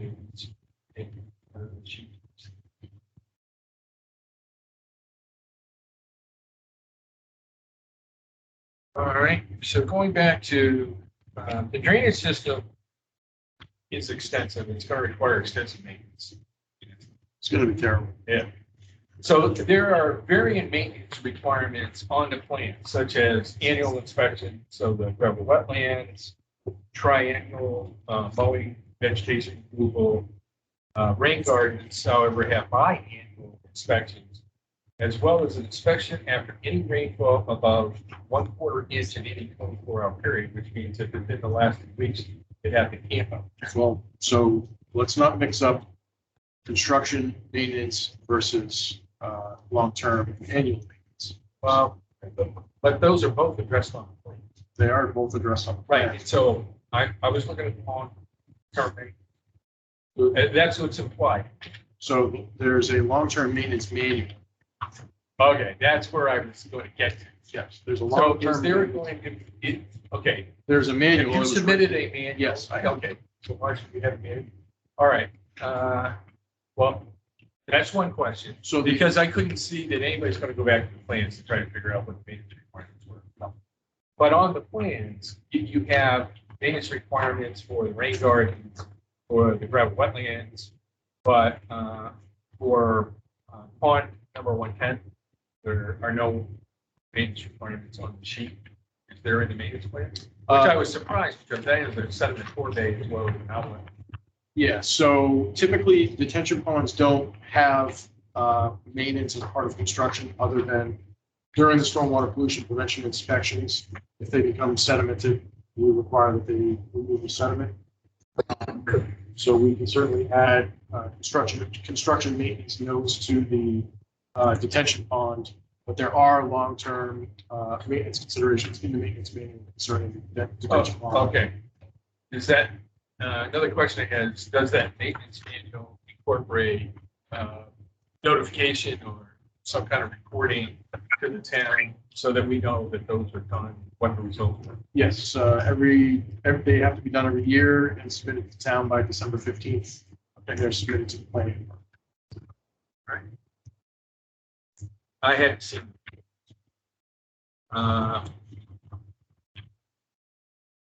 Okay, will there be any phasing of this project?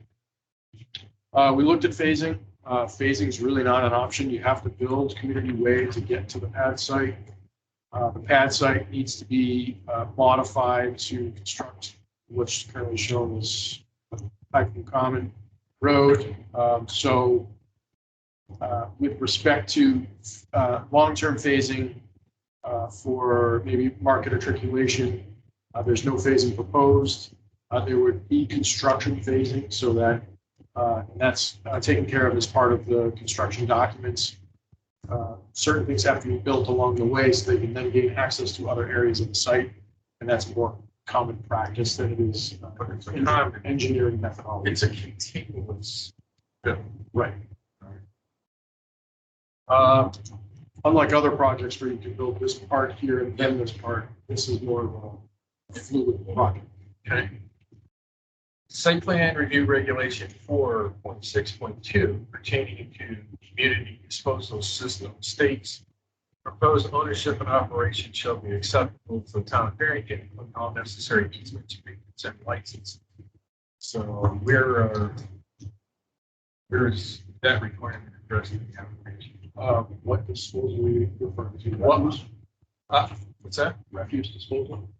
I think that it's referring to the common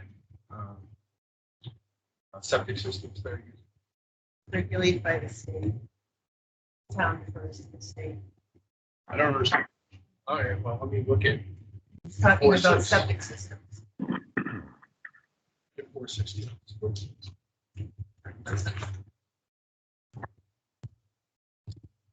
Sewage disposal. Okay, so what's the question?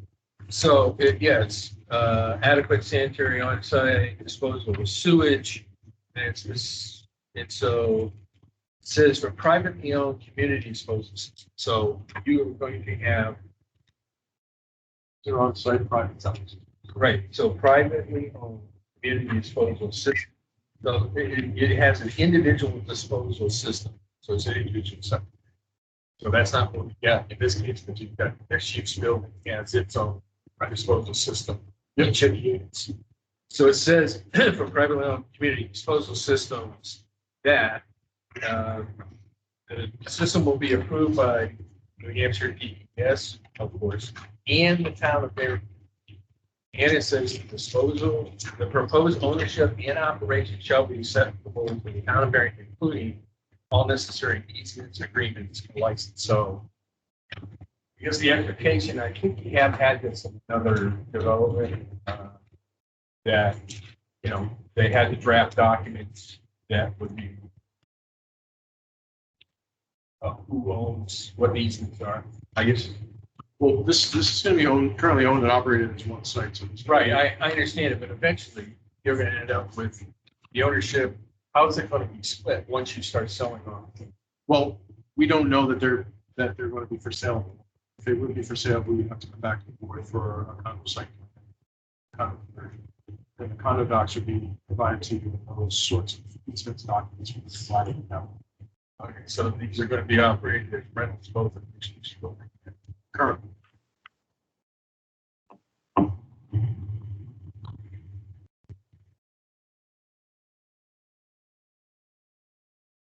Okay, well, I guess the simplifies the, but then be prepared if they come back and they want to start selling these units off.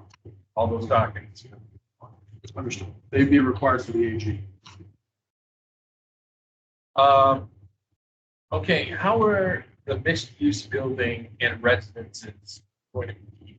The reason I'm asking is so I didn't see anything on the utilities plan that addressed propane or on the open years that addressed the installation of propane tanks or gas lines. However, when I got to ECLC 1, it specifies the depth at which gas lines are there. So it said, well, maybe I'll ask.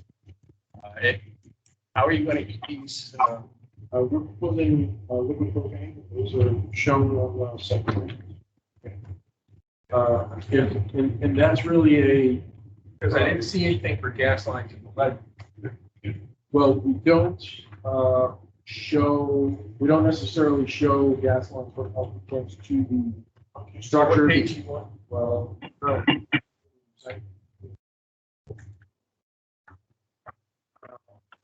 and I think it's important to point out that the LP tanks are really placeholders. Oftentimes, these units they utilize mini splits or electric units. So these are the LP tanks are really placeholders in the event the applicant wants to use. Well, I was also thinking of the mixed use building because you were talking about when we get to the plan questions. You're going to have a cafe. That's The requirement. yes. Mr. Chair, I just want to make sure you're aware, board member Nicholas has his hand up when you're prepared to address it. Well, actually, that was my last question before going off to try to find a good station. Andy M., you have a question? Yeah, just a quick question. When you said propane tanks, how big are the tanks? Are they 1,000-gallon tanks or what are they? They're proposed to mix between 500 and 1,000 gallons. Okay, are they above ground or underground? They're currently proposed to be underground. Okay. Yeah, my only question or concern is when they're underground, excuse me, and they develop a leak, you don't know oftentimes about that, so because that leak will find a source and head for an ignition source. That's why I asked if they're above or underground. That's all. So I just point out these are basic residential units, so we have the same risks of leaks that any other single family home would have. Mhm. Answer Jeff's question, we're directly on sheet 73. Okay, I'm looking at 29, and neither one of us can find the names.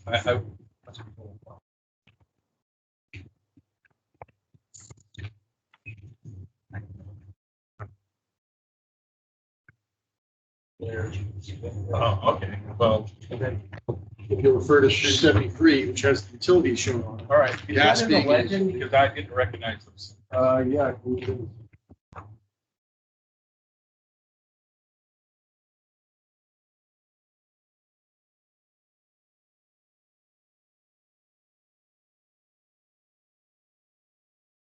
It's actually not the master legend, Jeff. Ah.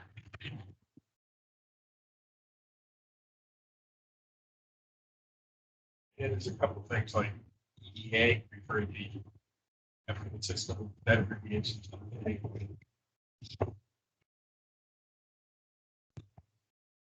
So those symbols are not anyone. Add that to these. And Mr. Chair, Steve Diamond has also raised his hand. Okay, Ready? well, I, Good for a moment anyways. Steve, go ahead, please. Sure, thank you. I understand on certain circumstances, there's an understanding that a roadway will be conveyed to the town automatically as far as the town's responsibility, ownership and responsibility for maintenance. In certain circumstances, could you clarify if this is one of those circumstances or if it will go to town vote before it becomes a town road? It's really required to go to town vote. Well, actually, it would go, I think it would go to the select board. Oh, yeah. Yeah, That's but right. it would, but there is a process in Right, which to, right. yes. The there is BOS a- has to approve. Yeah, that would have to be approved by the select board.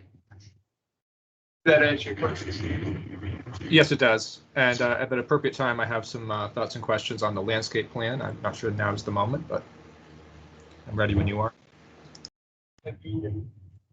Sufficient on the application portion. Well, I actually, I skipped one page, but, so I got a few more questions. Anybody else? Well, Jeff. And what Steve's got question? Steve, you have another question?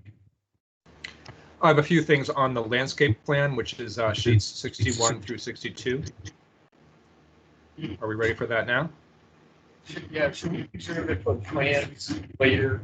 Just get the application right now. I think so. There was a comment made earlier about a time limit on, how long everybody wanted to be here. And if there's a consensus on what everybody thinks is an acceptable amount of time, we can make it through the application portion.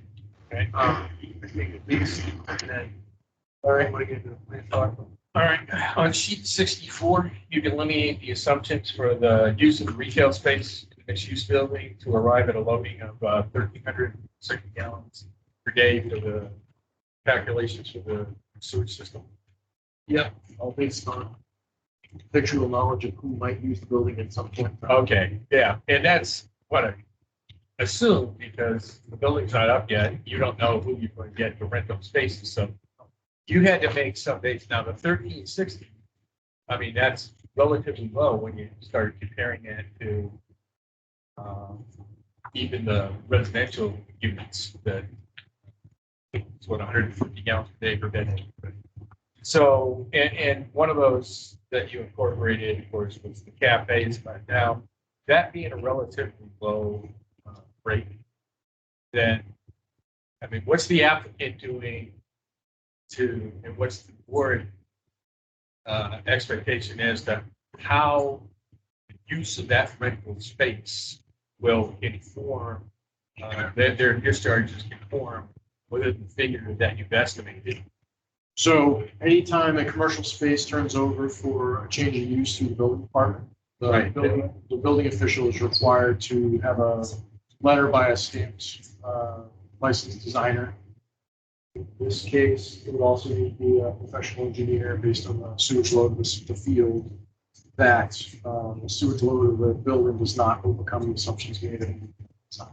That being of such low volume, I'm just asking, like I said, if you compare it against like the 4 unit or the 7 unit maintenance. I mean, with the businesses that are in there, food cafe, is that realistic? Is it? I think it's realistic. We can certainly look at increasing the loading if the board would like us to do that. I mean, at some point, the applicant needs to choose what type of users, are going to be acceptable and harmonious in the building. My concern is if the loading is too small, then that's going to limit the ability of the applicant to be able to utilize that space in a number of different ways. Sure.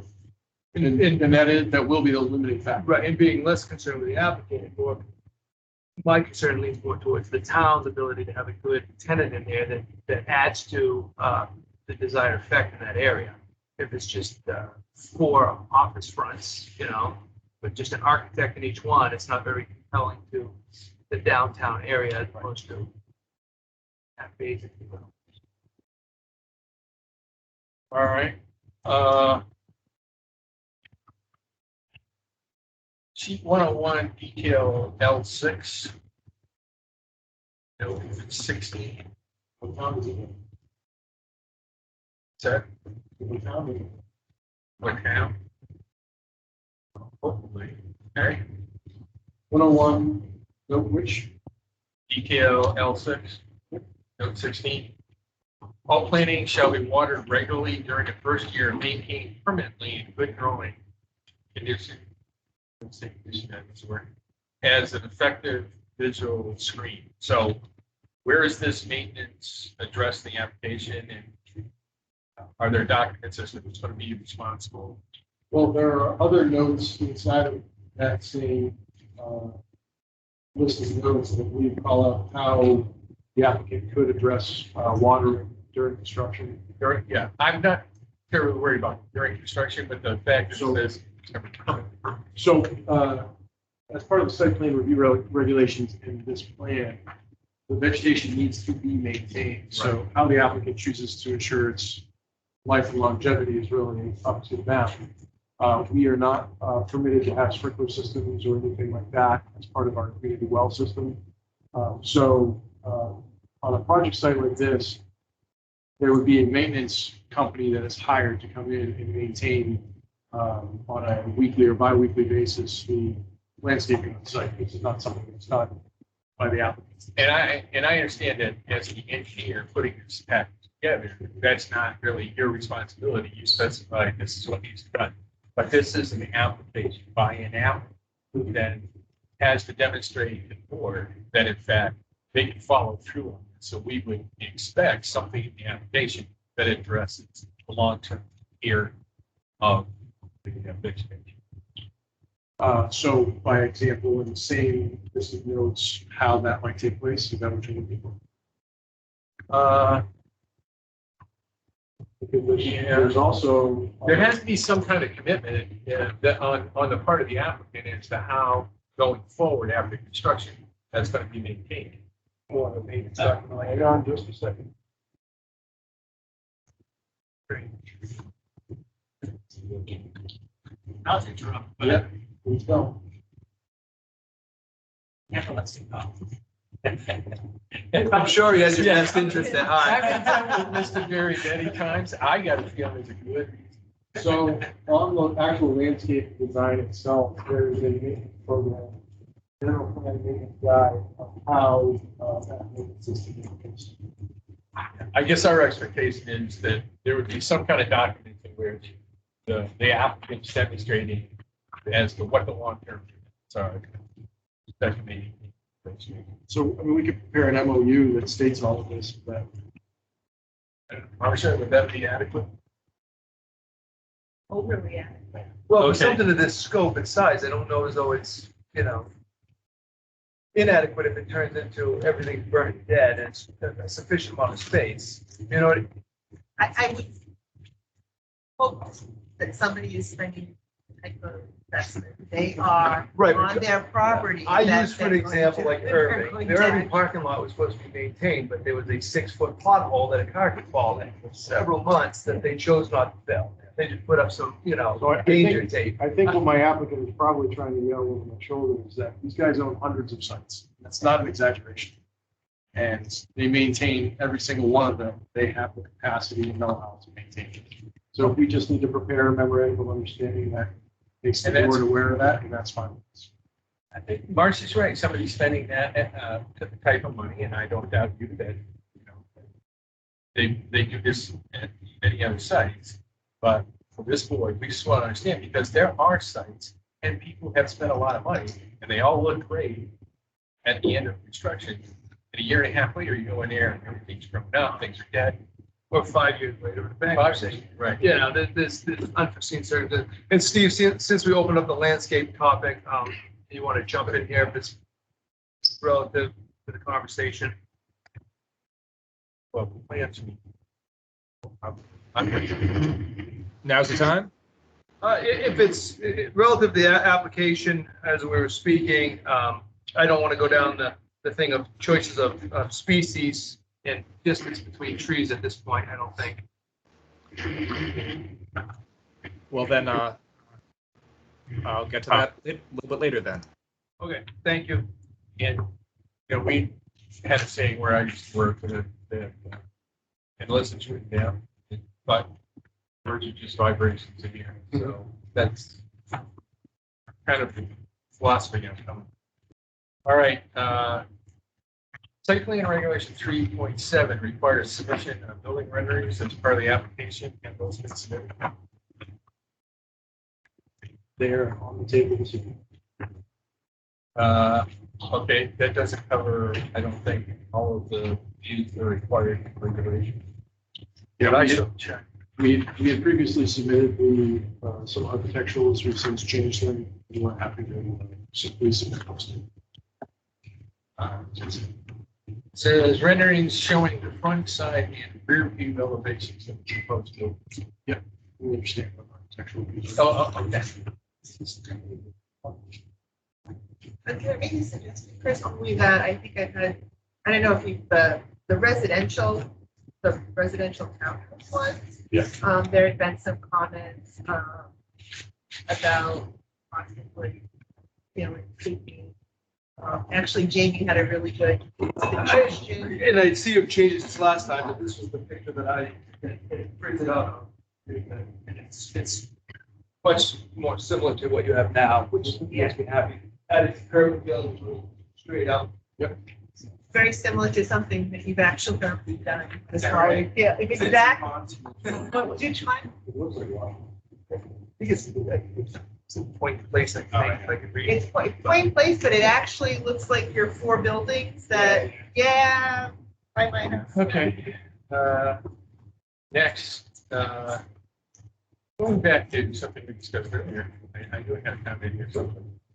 Site plan review regulation 3.2.7 requires, quote, the legend shall be placed on each sheet of the plan. End quote. I'll ask So- for a waiver to that. Okay, that's what That is going to be a little onerous. I know that. And so I was going to, in fact, my question is, do you intend to modify the board, request a waiver?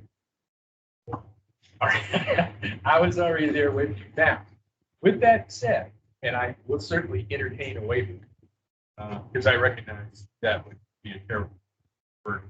But there are some sheets that you may want to go back and say, it would be appropriate to have a legend on. For instance, I get up to this page 72 and start reviewing the utilities. Now I got to go back 7 pages to try to find the symbols for the utilities.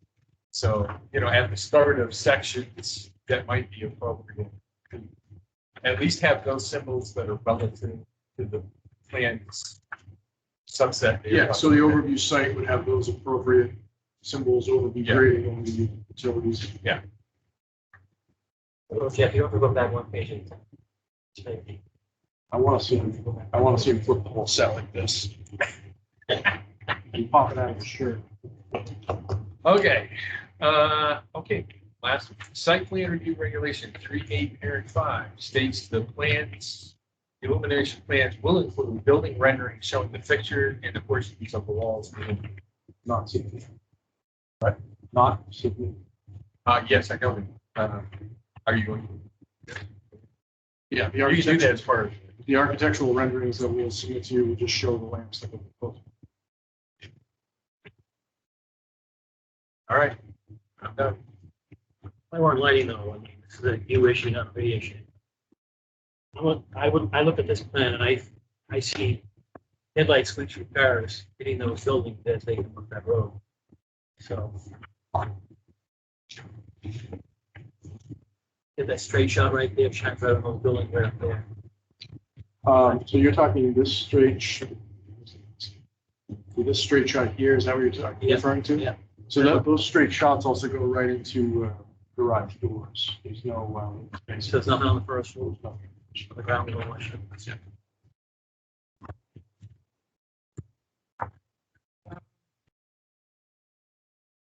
It's 8:30. How much further would you like to go? What was your goal for tonight? Well, I mean, Jeff brings up a lot of good points. What we failed to do as we went along was to find whether or not these impact what the board would consider as substantially complete, whether or not the application is substantially complete for. Well, so some of the things like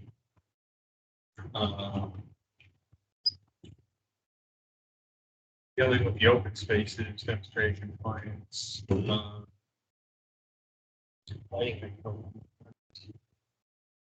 well, yeah, I mean the renderings, but that's from a plan perspective, that's really fine.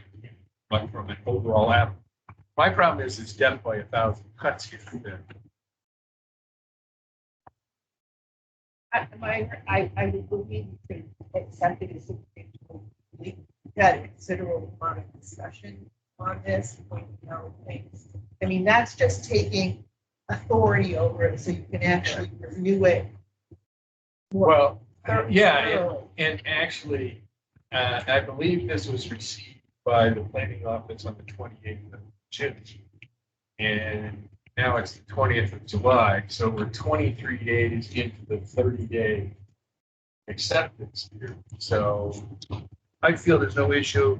There's really no downside to accepting as complete. It doesn't prove anything. It just further the process and allows us to ask some more questions. So I never have an issue with it. More discussion. But historically, a driver was so that it could go into third-party review, but you're already given. Yes, in case anyone doesn't realize that the plans have been set for third-party review, they're waiting for the estimate back and for them to get going. It is a considerably sized plan, and it's going to take them a bit of time, but we want to get going on it. Yeah, I can say coming into the meeting, I did have some doubts, but I would say the biggest thing that has been mitigated is that it's the overall system, drainage system, annual requirements. Yeah, it's kind of a big, I think there still are some technical things here that you have to, that have to address more with doing the things like the renderings that are required by the regulations, but aren't. I don't think engineering or development standpoint are necessarily overly. So, I have no hang up. No one else does. What do you think?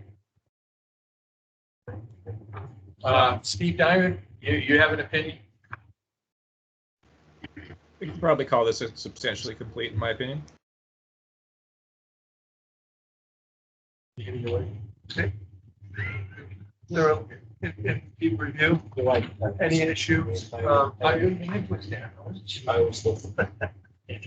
yes. All right. Well, a motion to accept the application is complete.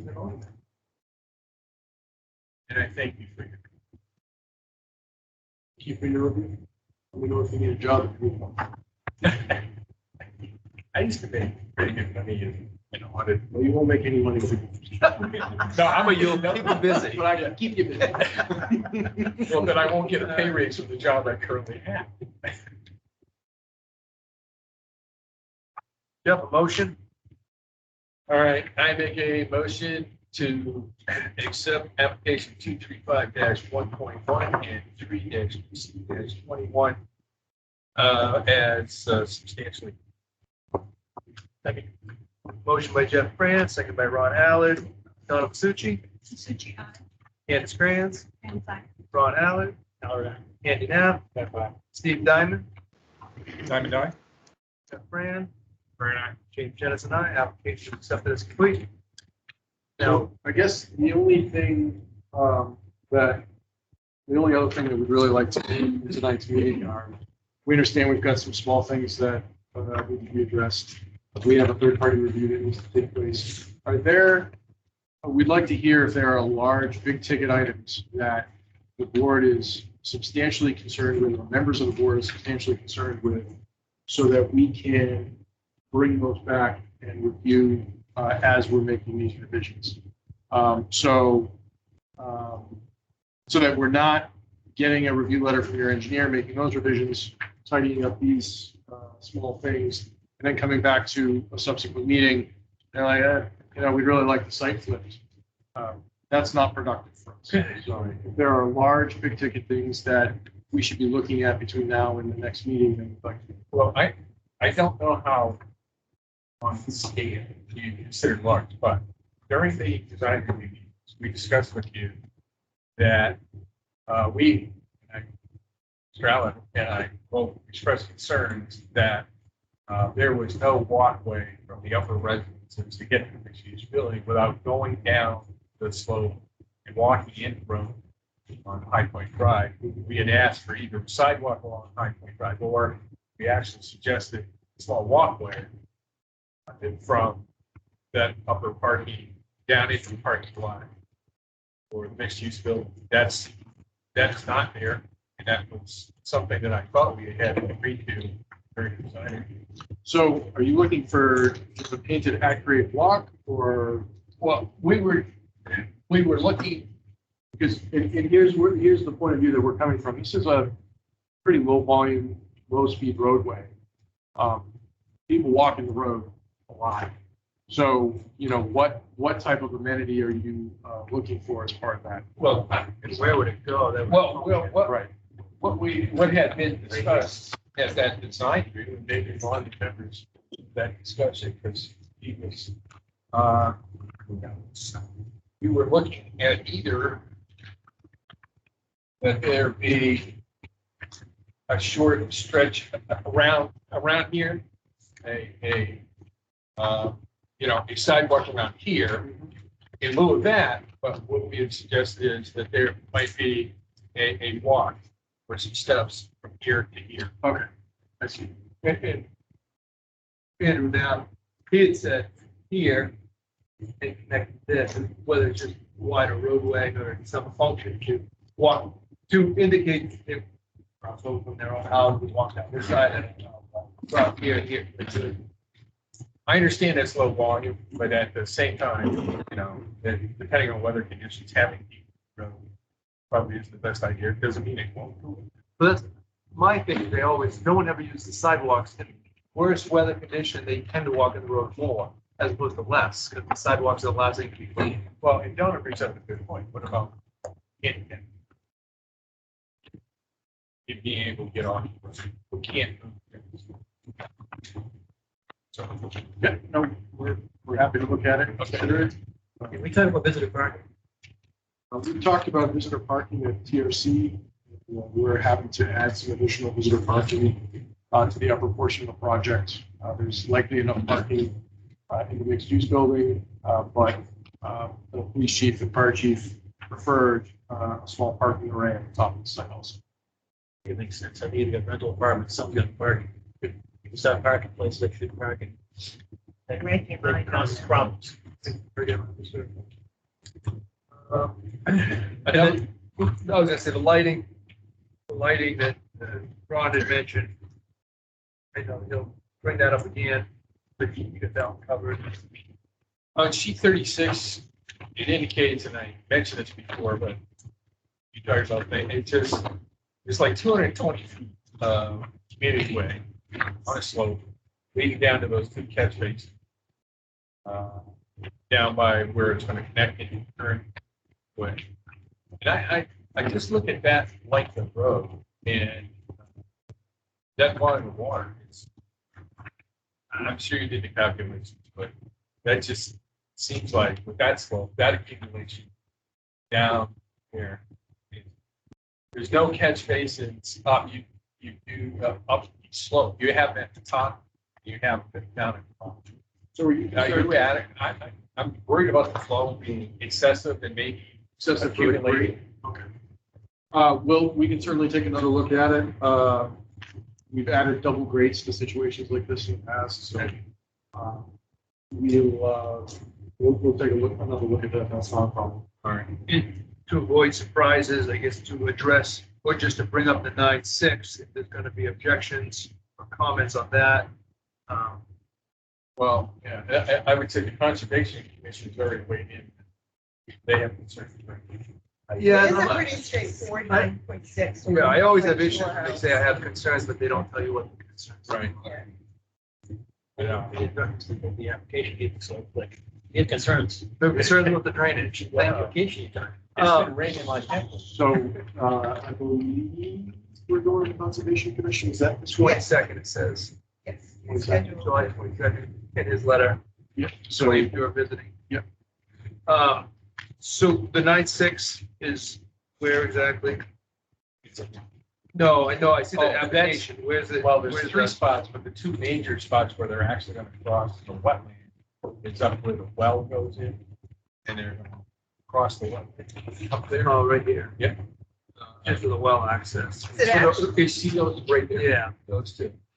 So it's very low impact as far as, It's really small. No one's going out there. It's under like 1,500 square feet. Yeah. it's low impact and low Right. It's not a road. Right. It's so that the wells can be maintained on a regular basis. This could be a relatively minor thing, but then on the other hand, so on sheet 42, you're addressing the emergency access road. You show in profile that it's got a 9.75% slope. Now, up on page 105, you've done the calculations to ensure that the fire truck can get in and out of that access road onto that private drive. Yep. But you're only addressing turning radius, but now all of a sudden you get a fire truck that's trying to turn the corner and go up a almost 10% slope. Did you look at and evaluate whether as the front of the engine goes up, that you could end up grounding the rear bumper on that truck? Well, we looked at the landing platform. The platform is 25, almost 50 feet long before you get to that 0.75%. And what about when you start up to 9.75? You mean the low sag? Yeah. So the low sag is at 3%, and that transitions into a 9.75. That graph is also 100 feet. So we don't have, we don't have this going on in the profile. We can certainly, we have an FPE that's looking at the project with us. We can Okay. certainly ask. I think that's something that there was some project in the past that became problem.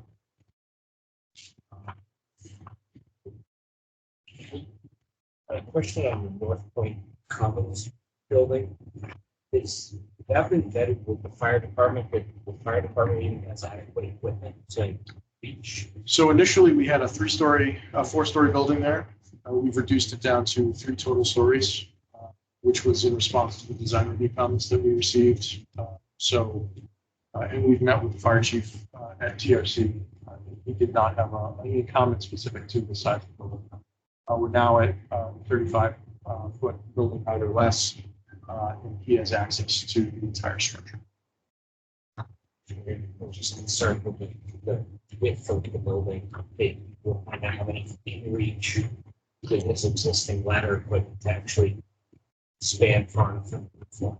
So there is an adequate fire lane around the structure, and the front of the structure and the back of the structure sit nearly 10 vertical feet different from one another. So they can access it from all 4 sides of the structure.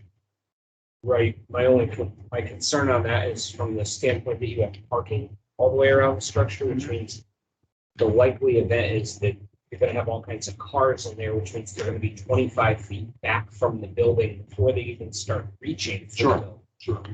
Yeah, we can just ensure that he's okay with that. So, Will that building be sprinkled? But still have it, yes. Yeah. yeah, to protect you.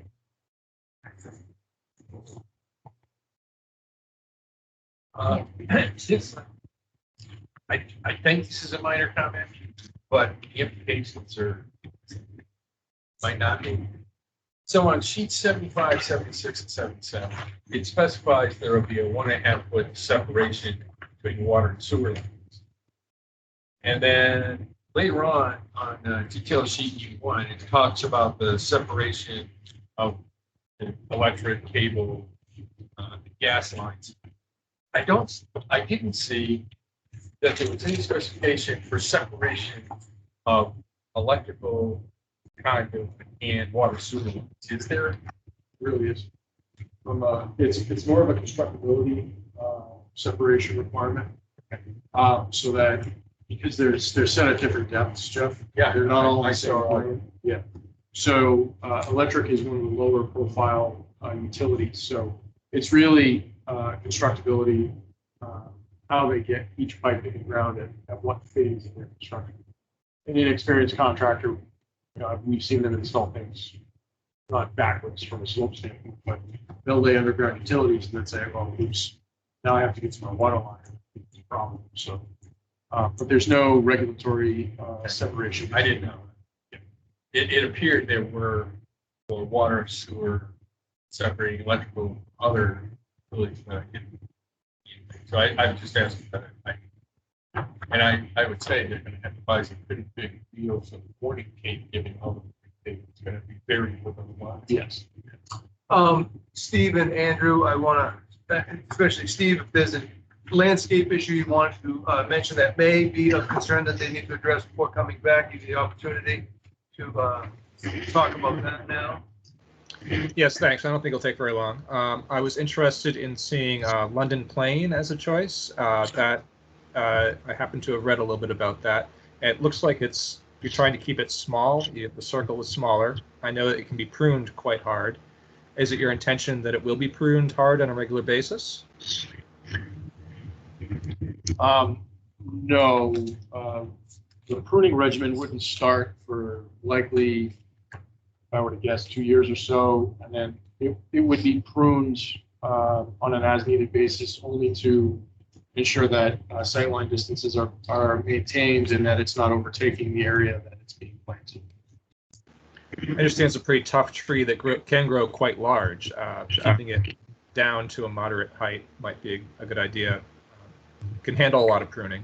Also, I noticed a lot of red maples as a choice. I wonder if, for historical reasons, you might consider switching from red maple to sugar maple for the potential of it being sugared more readily in the future. I understand there's not much of a difference in terms of water needs. Potentially red maple might be tougher against being flooded for an extended period. Otherwise, it's pretty much the same care as I understand it. We can certainly look at that. We're not outwardly opposed to that at the moment. I think that's it. Oh, by the way, I love the choice of lilacs and blueberries. That's great. This one isn't major, but at the same time, it's something that maybe you need to look at. So looking at sheet 30, showing the emergency access road, there are no major gates, et cetera, or signage to prevent people from using that emergency access road and going on a private road to develop. Is there something you're planning to do in order to help restrict access so people aren't using that to access the site except emergencies? We can look at some signage there. We're not proposing gates because I know we've been through that. Yeah, we've agreed. The fire chief's not well about it. Yeah, and we've agreed to leave that access open for Mrs. Boyer. So we can look at some signage to ensure that doesn't become a I'm just concerned that they're gonna use your driveway. Right. This, Or get down there and there's nothing down there. right. I think we'll take this opportunity to open public comment. You're good. If there's anybody listening in that would like to ask a question or make a comment, star 6 on your phone or unmute and raise your hand or in the chat box.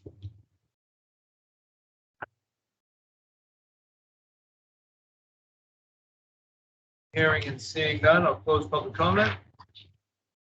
Oh, this all. Well said. Pardon me?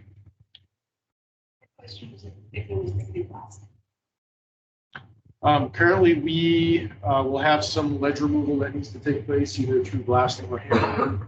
One of the final things I wanted to talk to you about is how to mitigate that to the board. So I'll be able to answer that question a little better after I discuss with the board how we can modify the plan slightly to reduce that. I guess my only other question, was there any other discussion with the Henderson property behind to incorporate that for future night trade loading or other development potentials? I believe they've reached out, my applicants have reached out to them. I don't know that there's been any solid negotiation that's taken place. Just seems such a big piece in the middle of everything that's underutilized. Is Based that, on their assets. that discussion on electrical or something? On ledge removal? Yeah. You didn't know, but So.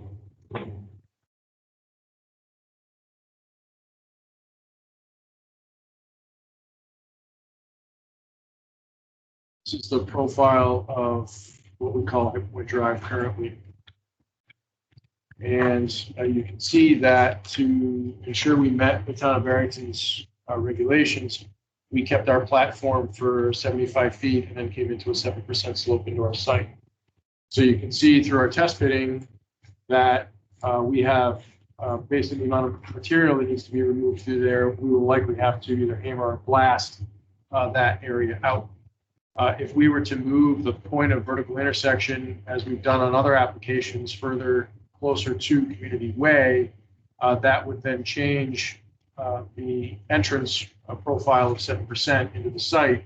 We'd have less material that would need to be removed. So my general question is whether or not the board would entertain a waiver to the site review regulations that would modify the distance at which that PVI takes place off from Community Way. We did this on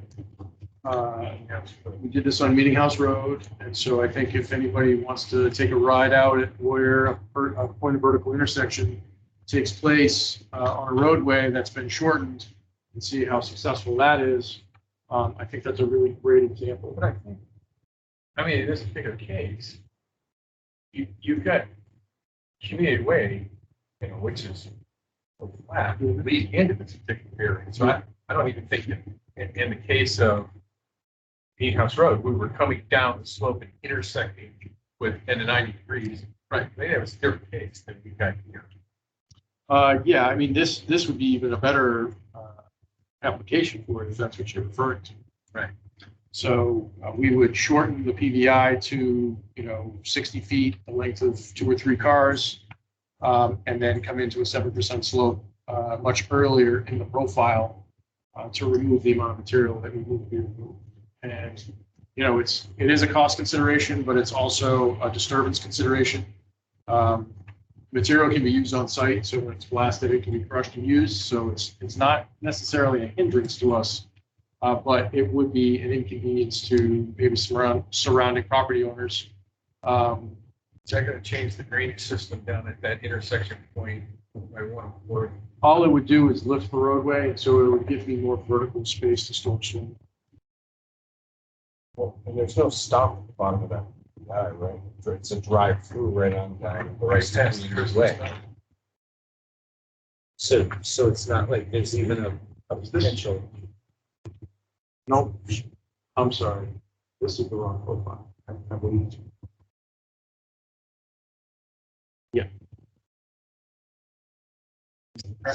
Yeah, it's the same, well, it's the same vertical situation. My apologies. So, yeah, so this is High Point Drive. So this is now 38.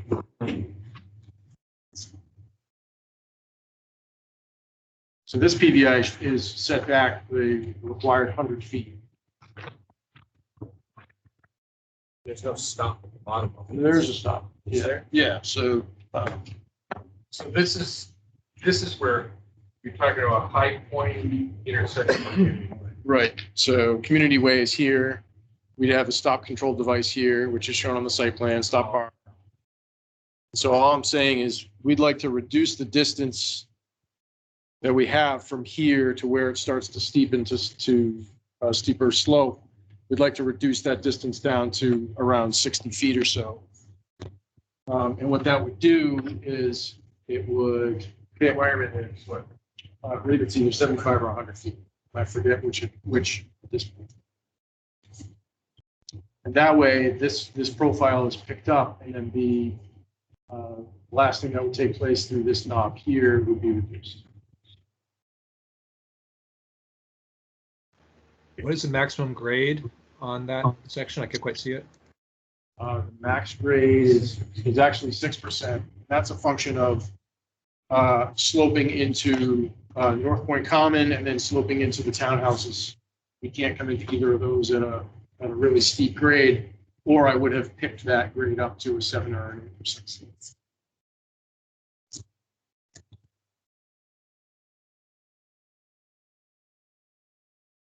Yeah, so you're only talking about a 2% slope behind.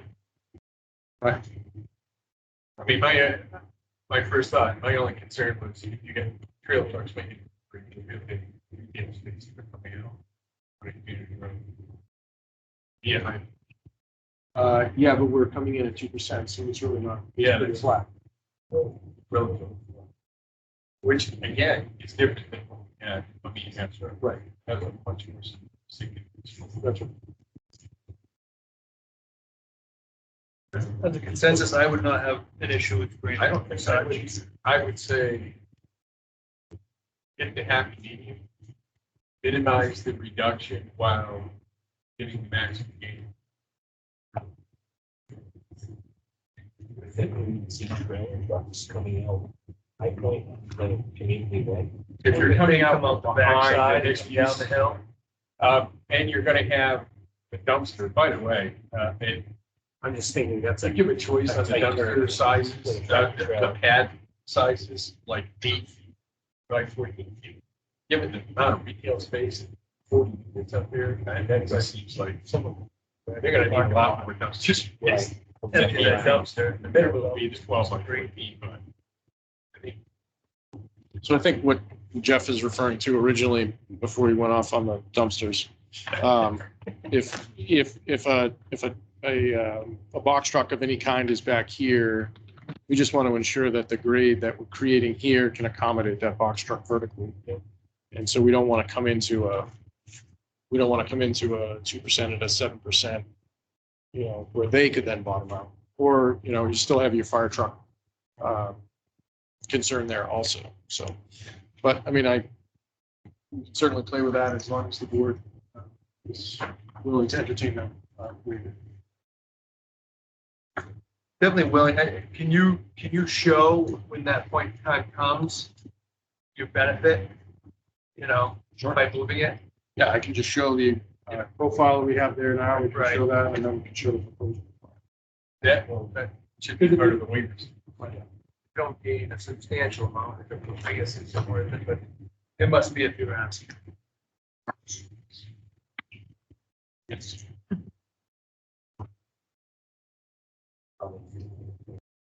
Right. Yeah. Are there? Where are the mailboxes? We haven't determined that yet. We'll work with the postmaster on that. I would expect delivery into the next piece, some kind of station, There'll probably be two what we call gang boxes. giant storage locker for all the packages. Any? Mail other- and Amazon. Would the expectation be that the school buses are going to have to travel up there if they are? We have not talked to the school department with whoever they sub out for the bus utility for that. A school bus can traverse the roadway, but oftentimes in communities, they do not go into subdivisions, so we'll have to look. Yeah, if High Point Drive is going to stay in private, would not expect the. It's a great question, and leading to, where would the 25 cars park to drop their kids who are unwilling to walk 5 feet to get on a bus? Guys, you see, I mean, you see it. They're gonna park on the new sidewalk that we've got. Right? showing And they'll all be plans. lined up there when the kids get off the bus, and nobody can walk anymore. It's not beneficial, I guess.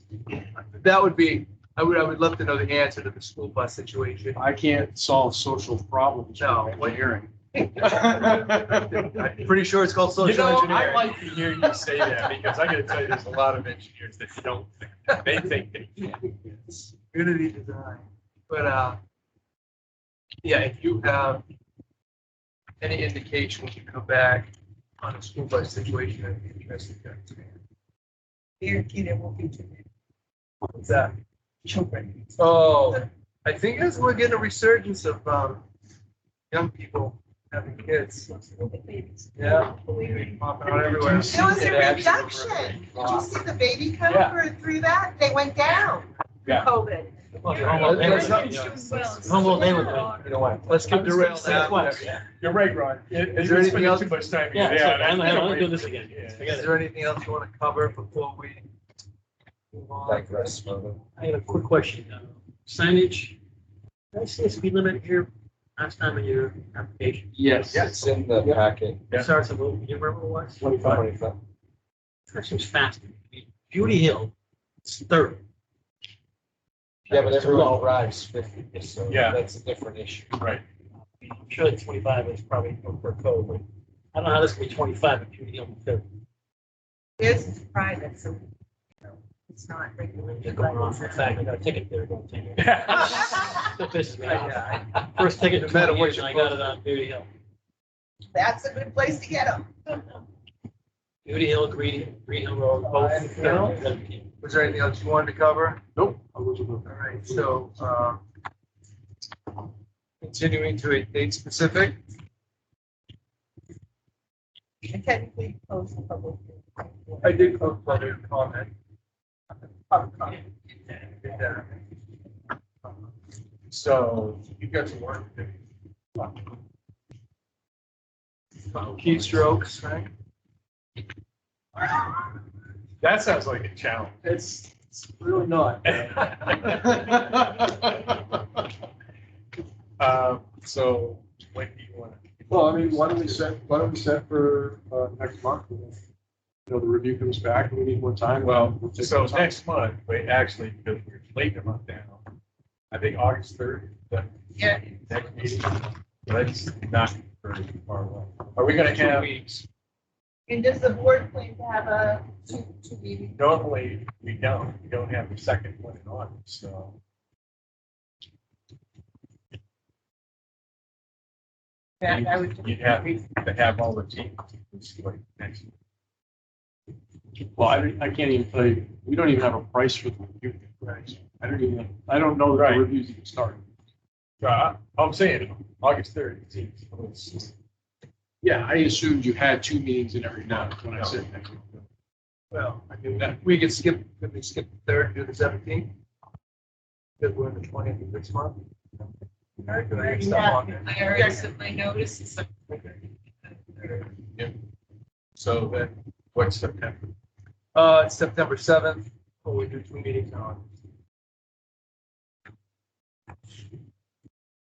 Or we do 2 meetings. We're contemplating Oh, I see. canceling the I second see. meeting in August. Would September 7th be acceptable to you? I mean, we'd like to see you in 30 days, but if the board doesn't recommend that. Right. Is the board first needs to make a decision on the meeting on the 17th, and whether we can cancel it? Yes. No, Would have been an accident. he can't vote, so he's, this is, I think if you're doing this meeting, I understand your concern.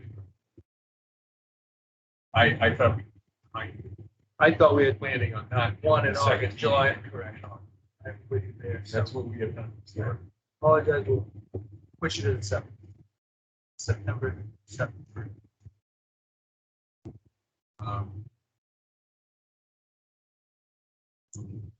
What should, so seeing, if we're gonna do that, I guess, what do I do? I got a lot of minor comments on the plan, missing values, things on landscape views.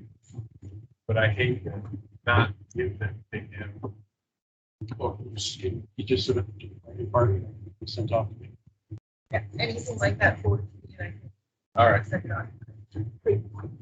And Steve, did you hear that? If you have any specific items you want to forward to Marcia, pass on as well. It's like a planning schedule of the 2 sheets.